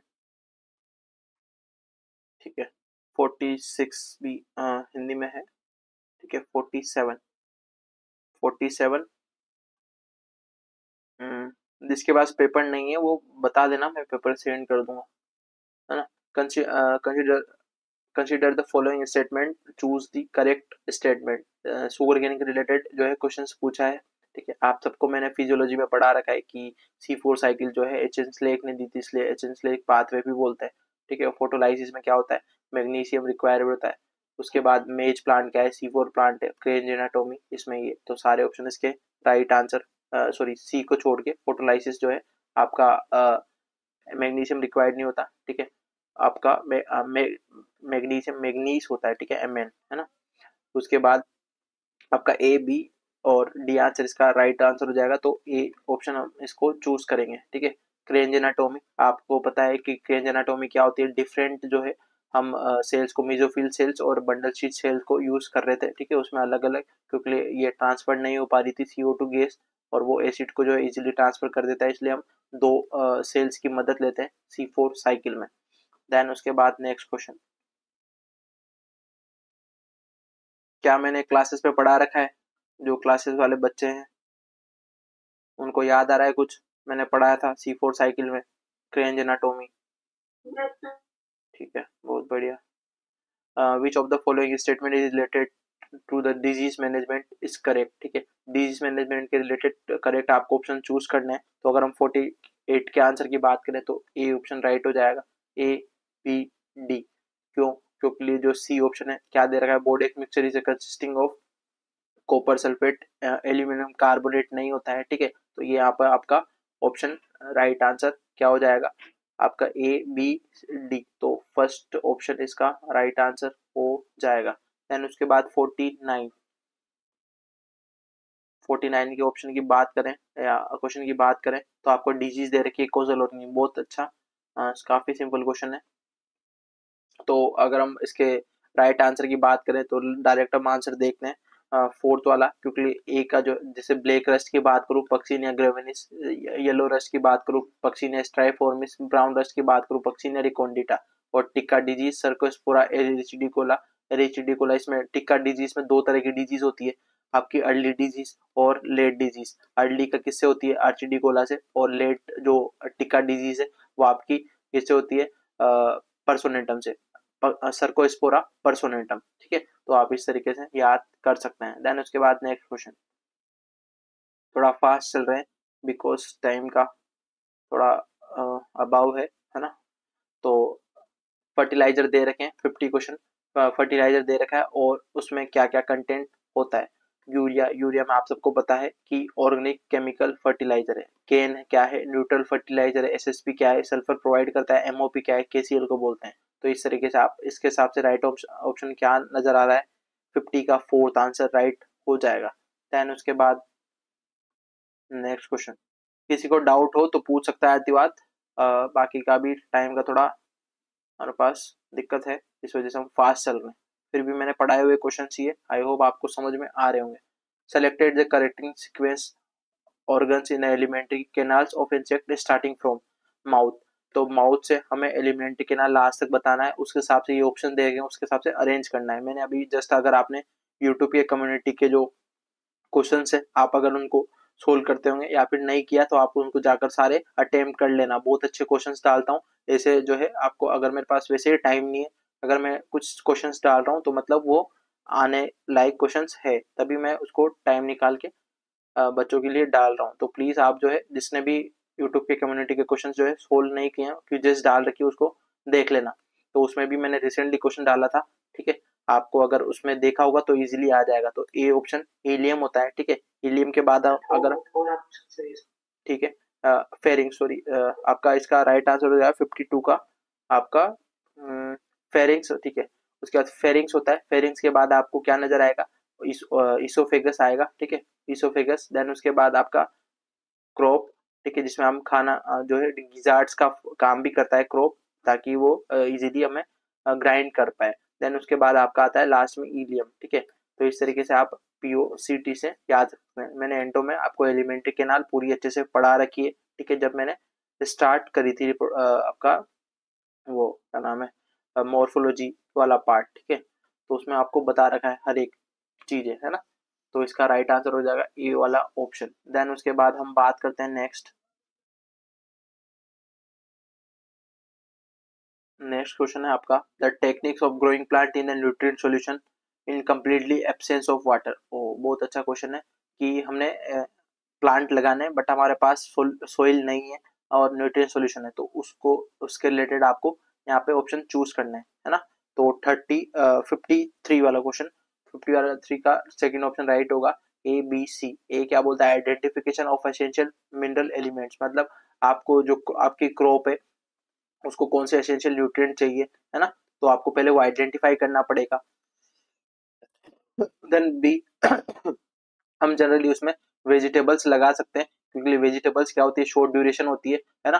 क्रॉप्स उसमें लगा नहीं सकते क्योंकि हमें बहुत ज्यादा मेंटेन उसकी जो क्या बोलते हैं उसकी केयर जो है ज्यादा करनी पड़ेगी और लंबे टाइम तक करना पड़ेगा, तो हम उसको रिस्क नहीं ले सकते और हमारे वेजिटेबल जो है अच्छे से ग्रो कर जाती है, तो हम उसको वेजिटेबल सेलेक्ट करते हैं। देन उसके बाद डी हमारा क्या option, D option, C option sorry, C option क्या बोलता है, studying the deficiency symptoms of particular elements. क्यों, क्योंकि हमारे मान लो कोई भी स्पेसिफिक प्लांट में अगर डेफिशिएंसी होगी किसी भी उसमें न्यूट्रिएंट्स की पर्टिकुलर प्लांट में, तो हमें वो आइडेंटिफाई करना आना चाहिए, तब जाके हम उसका रिजोल्यूशन कर पाएंगे। देन उसके बाद कंजर्वेशन ऑफ जर्म प्लाज्म को कंजर्व करके क्या करेंगे, एरियोफोनिक्स से अगर हम बात करें हमारा जो हाइड्रोफोनिक्स की, तो उसमें जर्म प्लाज्म को कंजर्व करके क्या करेंगे, कोई जेनेटिक वाला काम तो कर ही नहीं रहे हम जेनेटिक लेवल पे, हम तो बस ओनली हमारा प्लांट लगाना है बिना सोइल के, तो उसमें तो ये तीनों ही फुलफिल होते हैं क्राइटेरिया। देन नेक्स्ट क्वेश्चन, अगर हम नेक्स्ट क्वेश्चन की बात करें तो आपका नेक्स्ट क्वेश्चन है कि आपको साइंटिस्ट दे रखा है, डिस्कवरी दे रखा है, तो आपको इजीली ये कर लोगे, मैंने आपको बता रखा है, ठीक है। उसके बाद 54 का आंसर डायरेक्ट बताता हूँ आपको, थर्ड ऑप्शन इसका राइट हो जाएगा, ए का फर्स्ट। ए का फर्स्ट, हैंस बर्ग ने क्या किया था आपका, सिट्रिक एसिड साइकिल या फिर सी ए साइकिल जो है आपको डिस्कवर्ड की थी। उसके बाद अगर हम बात करें, थर्ड ऑप्शन राइट था ना इसका, 54 इन क्या है 54, ठीक है, थर्ड ऑप्शन था।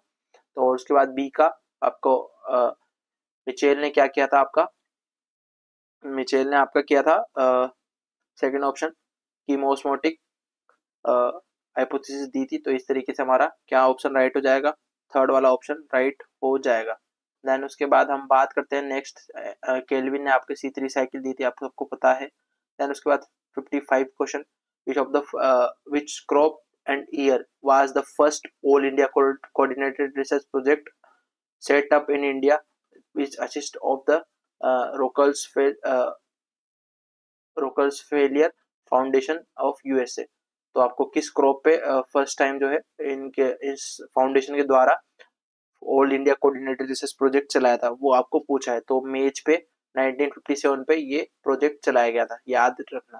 देन उसके बाद हम बात करते हैं नेक्स्ट 56 वाला क्वेश्चन, आपको हॉर्मोन्स दे रखा है और आपको फिजियोलॉजिकल इफेक्ट बताना है, इजीली आपको कर लोगे, है ना। मैंने आपको बता रखा है ऑक्सीजन, ऑक्सीजन का क्या काम होता है, हमारे जो शूट की ग्रोथ है या फिर हम बात करें रूट की ग्रोथ है उनको बढ़ावा देने का काम करती है।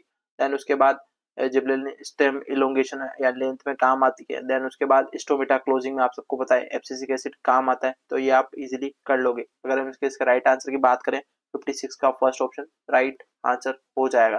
देन उसके बाद 57, link drag is a phenomena of which, तो इसका राइट आंसर की अगर हम बात करें तो वन ऑप्शन इसका राइट हो जाएगा।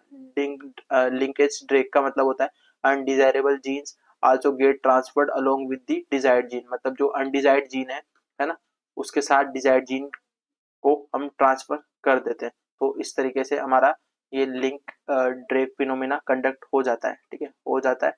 उसके बाद 58 क्वेश्चन, 58 क्वेश्चन क्या बोलता है कि ग्राम स्टेनिंग, जो ग्राम स्टेनिंग बैक्टीरिया है उसमें हम निम्नलिखित में से कौन सा ग्राम जो स्टेनिंग प्रक्रिया है, तो उसके रिलेटेड कौन सी प्रोसेस या कौन सी जो है सही नहीं है, ठीक है, कौन सा सही अनुक्रम है, अच्छा उसका ऑर्डर पूछा है ना, ग्राम स्टेनिंग बैक्टीरिया का।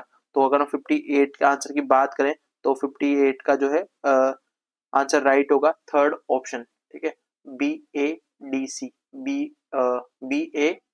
BADC, ठीक है, थर्ड ऑप्शन इसका राइट आंसर हो जाएगा, देख लेना।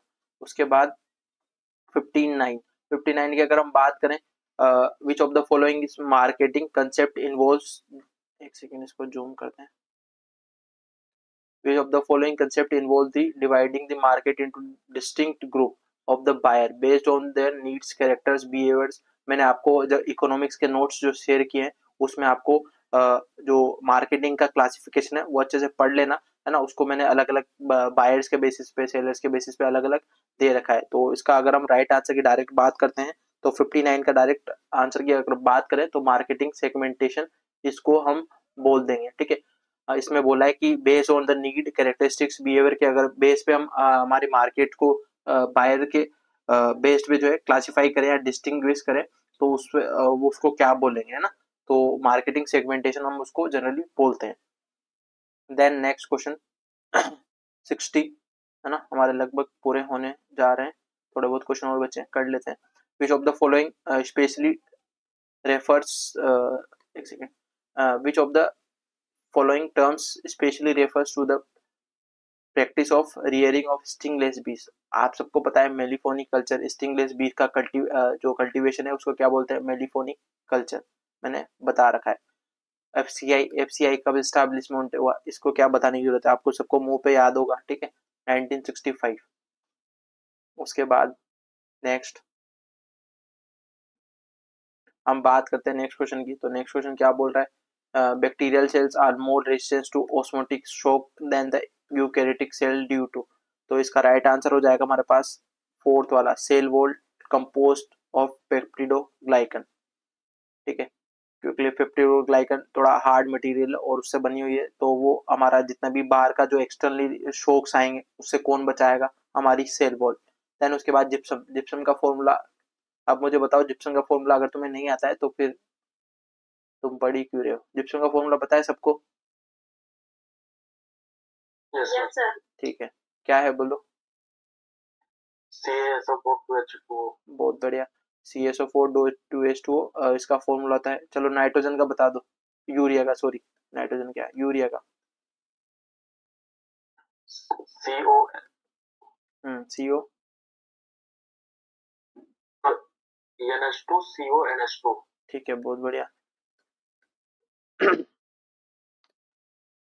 उसके बाद बायोरेट का, चलो फॉर्मूला छोड़ो, बायोरेट में जो हमारा बायोरेट का नॉर्मल, अगर हम यूरिया की बात करें तो उसमें बायोरेट जो है कितना % से कम होना चाहिए, या कितनी परमिसिबल लिमिट्स होती है, किसी को पता है? 0.5%। कितना? 1.5, ठीक है, 1.5%, आप ये याद रखना। देन उसके बाद लाइम का फॉर्मूला आपको पता है, ठीक है, ये सारे फॉर्मूलास आप जो है एक सेकेंड, फॉर्मूलास आप जनरली पढ़ लेना, जो इम्पोर्टेंट है ना, इम्पोर्टेंट के आ सकते हैं, जैसे कि हम सोइल में बात करें एपेटाइट की, ठीक है, और उसके बाद लेमोनाइट की, ठीक है, ऐसे क्वेश्चन जो है आपको फेल्ड्स्पार का, है ना, उसके बाद ऐसे जो है क्वेश्चंस पूछ ले जाते हैं। तो जनरली आप देख लेना जो आपने यूजी क्लासेस में अगर आपने पढ़ा होगा, क्योंकि हम सारे फॉर्मूलाज अब याद करने का हमारे पास टाइम भी है नहीं, तो अगर आपने यूजी क्लासेस में जो फॉर्मूलाज देखे एटलीस्ट जो बेसिक है वो तो देख ही लेना, ठीक है। एक और इसको पढ़ने का यही तरीका है, भूल जाते हैं, मैं भी भूल जाता हूँ, एक पेन पेपर लेके आपको जो भी डिफिकल्टीज आए याद करने में, तो आप जो भी आपको डिफिकल्ट लगे तो सामने आपके टेबल पे सामने दीवार पे लगा लेना, सुबह उठ के रोज ही देखो उसको, ठीक है। जैसे आप उठ के जो भी काम करते हो डेली करते हो, आपको जो दिमाग में या फिर आपका जो कॉन्शियस माइंड है, सबकॉन्शियस माइंड है, उसमें स्टोर हो जाते हैं, तो वो आप उठते ही जो है वो काम करते हो। वैसे ही आपको रूटीन में आ जाना चाहिए कि उठते हैं हमें ऐसे क्वेश्चन देखेंगे जो हमें याद नहीं होते हैं, तो ऑब्वियसली आप अगर रोज देखोगे एग्जाम से पहले तो आपको वो हो जाएगा। 64th question, which of the following statements about the extent of the infections and precipitations of the pathogens are correct। उसके रिलेटेड पूछा है कि कौन सा पैथोजन या उसके रिलेटेड कौन सा ऑप्शन राइट होगा। जैसे मान लो अरर wilt disease, seed borne disease, इसमें disease of cereals are seed borne, mildew and rust are airborne. तो इस तरीके से आपको राइट ऑप्शन बताना है। 64 का अगर हम राइट आंसर की बात करें तो फोर्थ ऑप्शन राइट हो जाएगा। क्यों? क्योंकि हमारा ए ऑप्शन क्या बोल रहा है, disease which is confined to a particular part of organ known as systematic. ये बिल्कुल राइट नहीं है। ठीक है, सिस्टमेटिक क्या होता है, पूरे एक प्लांट में अगर आपको पैथोजन यहाँ पे दिखाई दे रहा है तो ये पूरे प्लांट में डिजीज फैल जाएगी, और सिस्टमेटिक वही होता है आपका स्पेसिफिक, इसे आप पूछ रहा है पर्टिकुलर पार्ट पे, तो ये ऑप्शन राइट आंसर नहीं होगा। आपका जो अरर विल्ट है वो सीड बोर्न होते हैं ऑब्वियसली। जो आपका स्मर्ट डिजीज है वो सीरियल्स एंड सीड बोर्न होता है। ठीक है, उसके बाद मिल्ड्यू क्या होती है, मिल्ड्यू और रस्ट दोनों क्या होती है, एयरबोर्न होती है। तो इसके ऑप्शन से आपके नया क्वेश्चन भी बन सकता है, तो ऑप्शन को भी अच्छे से पढ़ लेना। देन नेक्स्ट 65 क्वेश्चन की बात करें, कंजर्वेशन एग्रीकल्चर, बहुत बढ़िया। Conservation agriculture include adoption of burning of crop residues, management crop residues to manage pest, minimum tillage, crop rotation, mulching. इनमें से करेक्ट ऑप्शन आपको बताने। अगर हम 65 के क्वेश्चन की बात करें तो बर्निंग ऑफ क्रॉप रेसिड्यूज तो हम करेंगे ही नहीं। क्यों? क्योंकि इसमें जितना भी स्टेबल्स होता है क्रॉप्स का, उसको हम क्या करते हैं, एज ए मल्च यूज करते हैं। और इसमें जो है मिनिमम टिलेज करते हैं, ऑब्वियसली क्रॉप रोटेशन करेंगे और मल्चिंग करेंगे। कंजर्वेशन एग्रीकल्चर का ही मतलब क्या होता है कि हमें जो है उसमें जो माइक्रोब्स की जो एक्टिविटी है या फिर उसकी फर्टिलिटी की बात करें, उसको मेंटेन करके चलना है। अगर हमने मान लो अपना जो स्टेबल्स हुआ क्रॉप का जो रेसिड्यूज है उसको जला देंगे, है ना, पेस्ट को मैनेज करने के लिए, तो हमारा माइक्रोबियल जो पार्ट है सोइल में वो भी डिस्टर्ब होगा, है ना, और उसकी सोइल फर्टिलिटी डिटोरिएट होगी। तो इस तरीके से हम उसमें ये परफॉर्मेंस को करते ही नहीं है, कम से कम टिलेज करते हैं ताकि सोइल मिनिमम डिस्टर्बेंस हो। और इसके कंजर्वेशन एग्रीकल्चर के हमारे 3 बेसिक प्रिंसिपल्स होते हैं, मिनिमम टिलेज, है ना। तो इस तरीके से हमारे ये तीनों जो है क्या है, हमारे वो है प्रिंसिपल्स कंजर्वेशन एग्रीकल्चर के, मिनिमम टिलेज, क्रॉप रोटेशन और मल्चिंग। तो इस तरीके से हमें ये ऑप्शन राइट होंगे। तो बी सी डी किसमें है, हमारा फोर्थ वाले ऑप्शन में। हमारे जो एग्रोनॉमी के हेड सर है उनका ये प्रोजेक्ट चल रहा है 10 साल से, तो उनका ये फेवरेट क्वेश्चन है, शायद उन्होंने डाला होगा मे बी, है ना। और उसके बाद नेक्स्ट बात करते हैं, in which ministry the genetic engineering appraisal committee GAC, ठीक है, GEAC, बहुत अच्छा क्वेश्चन है। जितना भी आपका जो वेराइटीज रिलीज होती है, ठीक है, जो आपकी जितनी भी नई वेराइटीज रिलीज होती है तो वो इसके थ्रू ही जो है आपको अप्रूव मिलता है वेराइटी रिलीज का। तो इसके थ्रू आपको सेटअप पूरा क्या बोलते हैं प्रोसेस जो है इसके थ्रू आपको गुजारना पड़ता है। इनको ये अप्रूव देते हैं कि ये मार्केट में आने लायक है या नहीं है। तो आपको ये कौन आपका किस मिनिस्ट्री के अंदर आता है, GEAC। तो अगर हम इसकी बात करें तो जो आपका ministry of environment and forest and climate change है, इनके अंडर आता है। उसके बाद नेक्स्ट क्वेश्चन 67 जो क्वेश्चन है वो स्टेट्स वाला है। तो 4 क्वेश्चन जो आप देख सकते हैं कि 4 क्वेश्चन किसके आगे, स्टेटिस्टिक्स के आगे, तो आप उसको भी पढ़ना इंपॉर्टेंट है। कुछ ही नहीं है, आपको ट्रिकी क्वेश्चन बना देते हैं, आपको इजीली आइडेंटिफाई हो जाएंगे, इतना कोई कंफ्यूज। आपको करेक्ट जो है आपको बताना है कोरिलेशन कोफिशिएंट से और रिग्रेशन के रिलेटेड। तो आपको ये उनमें से जो है उनकी डेफिनेशंस दे रखी है और उनमें से कुछ पॉइंट्स उठा के दे रखे हैं। तो इसका राइट आंसर बात करें हम, second option A B C, और डी ऑप्शन इसका रॉन्ग होगा। तो correlation coefficient unaffected by changing the origin और स्केल, जो ओरिजिन है और स्केल है तो उसके दोनों से ये अनअफेक्टेड होता है कोरिलेशन कोफिशिएंट। उसके बाद regression coefficient are independent change origin but not scale, जो आपका ओरिजिन के चेंज होने से क्या होगा, चेंज हो जाएगा बट आपको स्केल से उस चेंजेस नहीं देखने को मिलेंगे। Correlation coefficient is geometric mean of two regression coefficient. Correlation coefficient क्या होता है, जो ज्योमेट्रिक मीन होता है उसके जो दो रिग्रेशन कोफिशिएंट होता है उनके ज्योमेट्रिक मीन के इक्वल होता है। तो इस तरीके से आपका एबीसी राइट आंसर हो जाएगा। देन उसके बाद नेक्स्ट क्वेश्चन 68 क्वेश्चन है कि name of the cross pollinated crop और एसोसिएट मैकेनिज्म। वही पूछा है कि आपको क्रॉप दे रखी है और उसमें कौन सा मैकेनिज्म आपका क्रॉस पोलिनेशन का शो होता है। तो आपको पता है कि हमारा जो पपाया है, पपाया में कौन सा पोलिनेशन होता है, पहले तो ये बताओ, सेल्फ होता है क्रॉस होता है?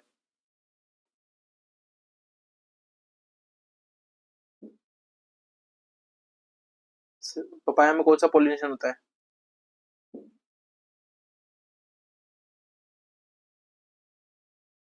पपाया की गायनोडायोसिस पॉलिनेशन होता है, ठीक है, गायनोडायोसिस वेराइटीज आप जनरली देखते होंगे पपाया में, ठीक है, तो डायोसिस वहाँ पे आपको कंडीशन नजर आ जाएगी।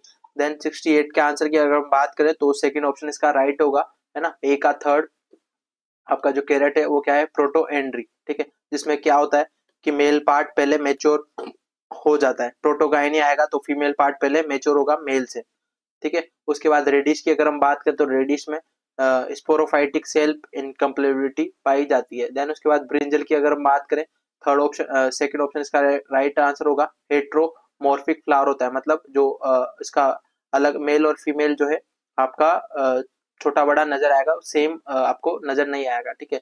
उसके बाद आपको पपाया की बात करें तो मैंने बताया आपको डायोसिसी कंडीशन पाई जाती है। तो इस तरीके से आपका ये सेकंड ऑप्शन राइट आंसर होगा। देन उसके बाद हम बात करते हैं 69 की। 69 की बात करें, आपको क्या दे रखा है, माइक्रो ऑर्गेनिज्म दे रखे हैं और उसकी डिजीज पूछी है, ठीक है, आप इजिली कर लोगे। फाइटोप्थोरा इन्फेस्टेंस, लेड ब्लाइट, ठीक है। उसके बाद हम बात करें कोलोट्रिकम फाल्केटम, तो इसका आपका red rot of sugar cane होगा। उसके बाद अस्टिलागो न्यूडा ट्रिटिसाई का आपका क्या होगा, ये न्यूडा नहीं, लूज स्मट। देन उसके बाद स्क्लोशिया ग्रेविनिकोला का सेकंड ऑप्शन। तो इस तरीके से आपका कौन सा ऑप्शन राइट हो रहा है, इसके हिसाब से आपका फोर्थ ऑप्शन राइट हो जा रहा है, ठीक है। देन उसके बाद हम बात करते हैं नेक्स्ट। अगर आप क्वेश्चन को अच्छे से पढ़ेंगे तो आपको इजीली समझ में आ जाएगा, ठीक है। प्रकाशन अभिक्रिया फोटोसिंथेसिस में आपको ये रिएक्शंस दे रखी है, मैंने आपको इजीली समझा रखा है। फोटोसिंथेसिस वाली क्लास देख लेना, उससे आपको आइडिया लग जाएगा कि इसका क्या राइट आंसर होगा। फिर भी मैं बता देता हूँ, सेकंड ऑप्शन इसका राइट आंसर होगा, देख लेना आप, ठीक है। उसके बाद 71 ये भी वापस आ गया, क्यों तो आप देख सकते हैं 5 क्वेश्चन आपके किससे आगे, स्टेट से आ गए।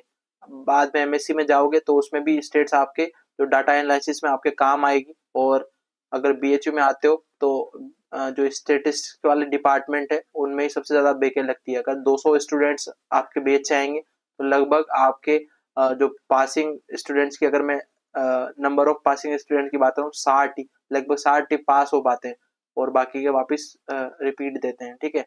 तो आप ये स्टेट्स पढ़ना आपको यहाँ भी एसेंशियल होगा, है ना। और कॉलेजेस में ज्यादा स्ट्रेस नहीं है, यहाँ पे अदर डिपार्टमेंट में जैसे मान लो कुछ कुछ डिपार्टमेंट है उनमें ज्यादा स्ट्रेस है। आप आने से पहले या काउंसलिंग से पहले मुझसे एक बार पूछ लेना, ताकि मैं आपको एज ए सीनियर बता सकूं कि आप कौन सा डिपार्टमेंट लेना अच्छा रहेगा, जिसमें ज्यादा स्ट्रेस नहीं आएगा, आप इजीली डिग्री कर लोगे, है ना। वरना आप फिर यहीं घूम फिर के रह जाओगे।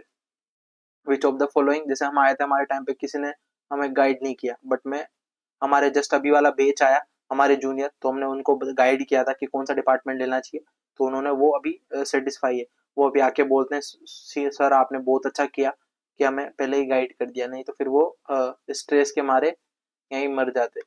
तो उससे पहले आप ये चीजें आपको ध्यान रखनी होती है। कोरिलेशन कोफिशिएंट पूछा है कि आपको जो दो वेरिएबल्स है उनके बीच में वैलिड वैल्यूज किसके बीच में आती है, तो वो पूछा गया है। 71 का राइट आंसर होगा आपका सेकंड ऑप्शन, 71 का सेकंड ऑप्शन ए और बी। तो -1 और +1 के बीच में आपकी वैल्यूज होती है ना, ये आपकी रेंजेस होती है किसकी, कोरिलेशन कोफिशिएंट की। बहुत इजी क्वेश्चन था। देन उसके बाद फटाफट से कर लेते हैं। Which of the following is not measure of, वापिस देखो स्टेट्स का क्वेश्चन आ गया, 6 किससे क्वेश्चन आ गए, स्टेट से क्वेश्चन आ गया, तो देख सकते हैं आप कितना इंपोर्टेंस है। Not a measure of dispersion, dispersion का कौन सा मेजर नहीं है, तो अगर हम बात करें डिस्पर्जन की तो रेंजेस इसके आई थिंक नहीं है, 72 का 4 सॉरी मोड नहीं है सर, तो रेंजेस डेविएशन और आपका मीन डेविएशन और स्टैंडर्ड डेविएशन, ये तीनों क्या है, मेजर नहीं है किसके, इसके क्या नाम है, मेजर ऑफ डिफ्रेशन के। तो इसके जो है मीन मोड मीडियन होता है, ठीक है, क्या होता है मीन मोड मीडियन, आपने नाम सुना होगा, है ना। ये तीनों क्या है, मेजर ऑफ डिस्पर्जन के,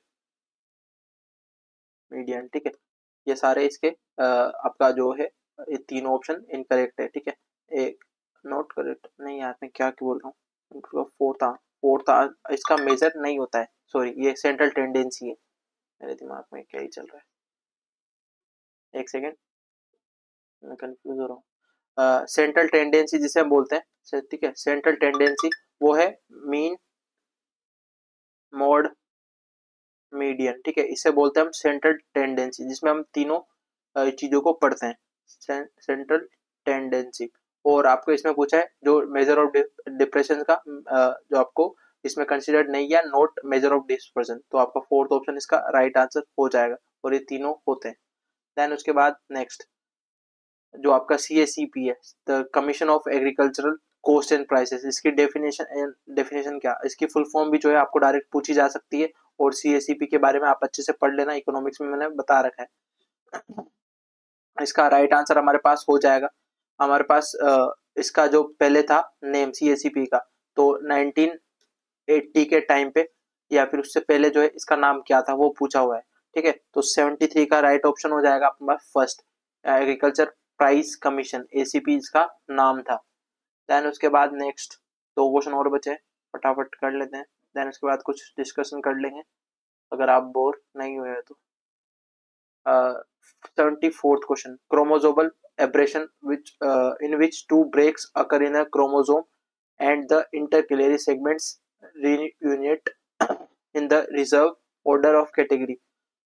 तो इसमें क्रोमोसोमल एब्रीवेशन से क्वेश्चन है कि क्रोमोसोम को अगर क्रोमोसोम के बीच में आप ब्रेक लगा देते हैं या फिर उसमें तोड़ देते हैं, ब्रेक कर देते हैं दो पार्ट्स में, तो इंटरकैलरी सेगमेंट्स और उसकी जो रीयूनाइट स्ट्रक्चर होगी तो उसका रिवर्स ऑर्डर क्या होगा, या फिर उसको किस कैटेगरी में हम जोड़ देंगे, तो 74th का आंसर होगा थर्ड ऑप्शन इनवर्स, ठीक है।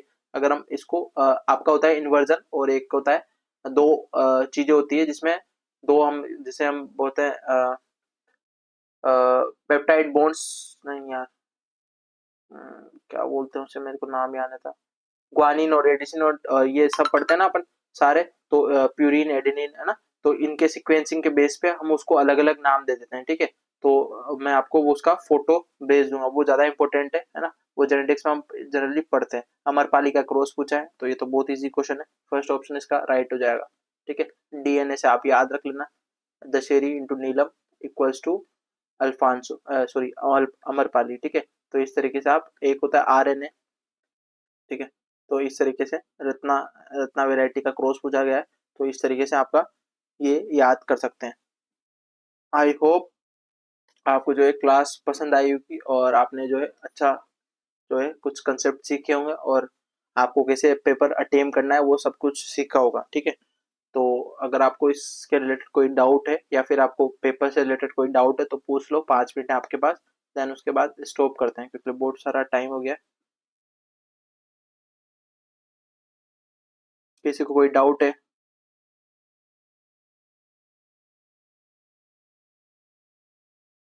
No sir. और CUT का फॉर्म लगभग जनवरी में निकलेगा, ठीक है।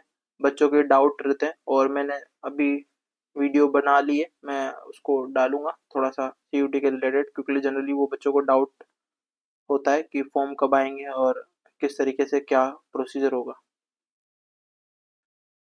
ठीक है। आई होप आपको अच्छी लगी हुई क्लास। तो विकास कैसा रहा आज की क्लास का एक्सपीरियंस?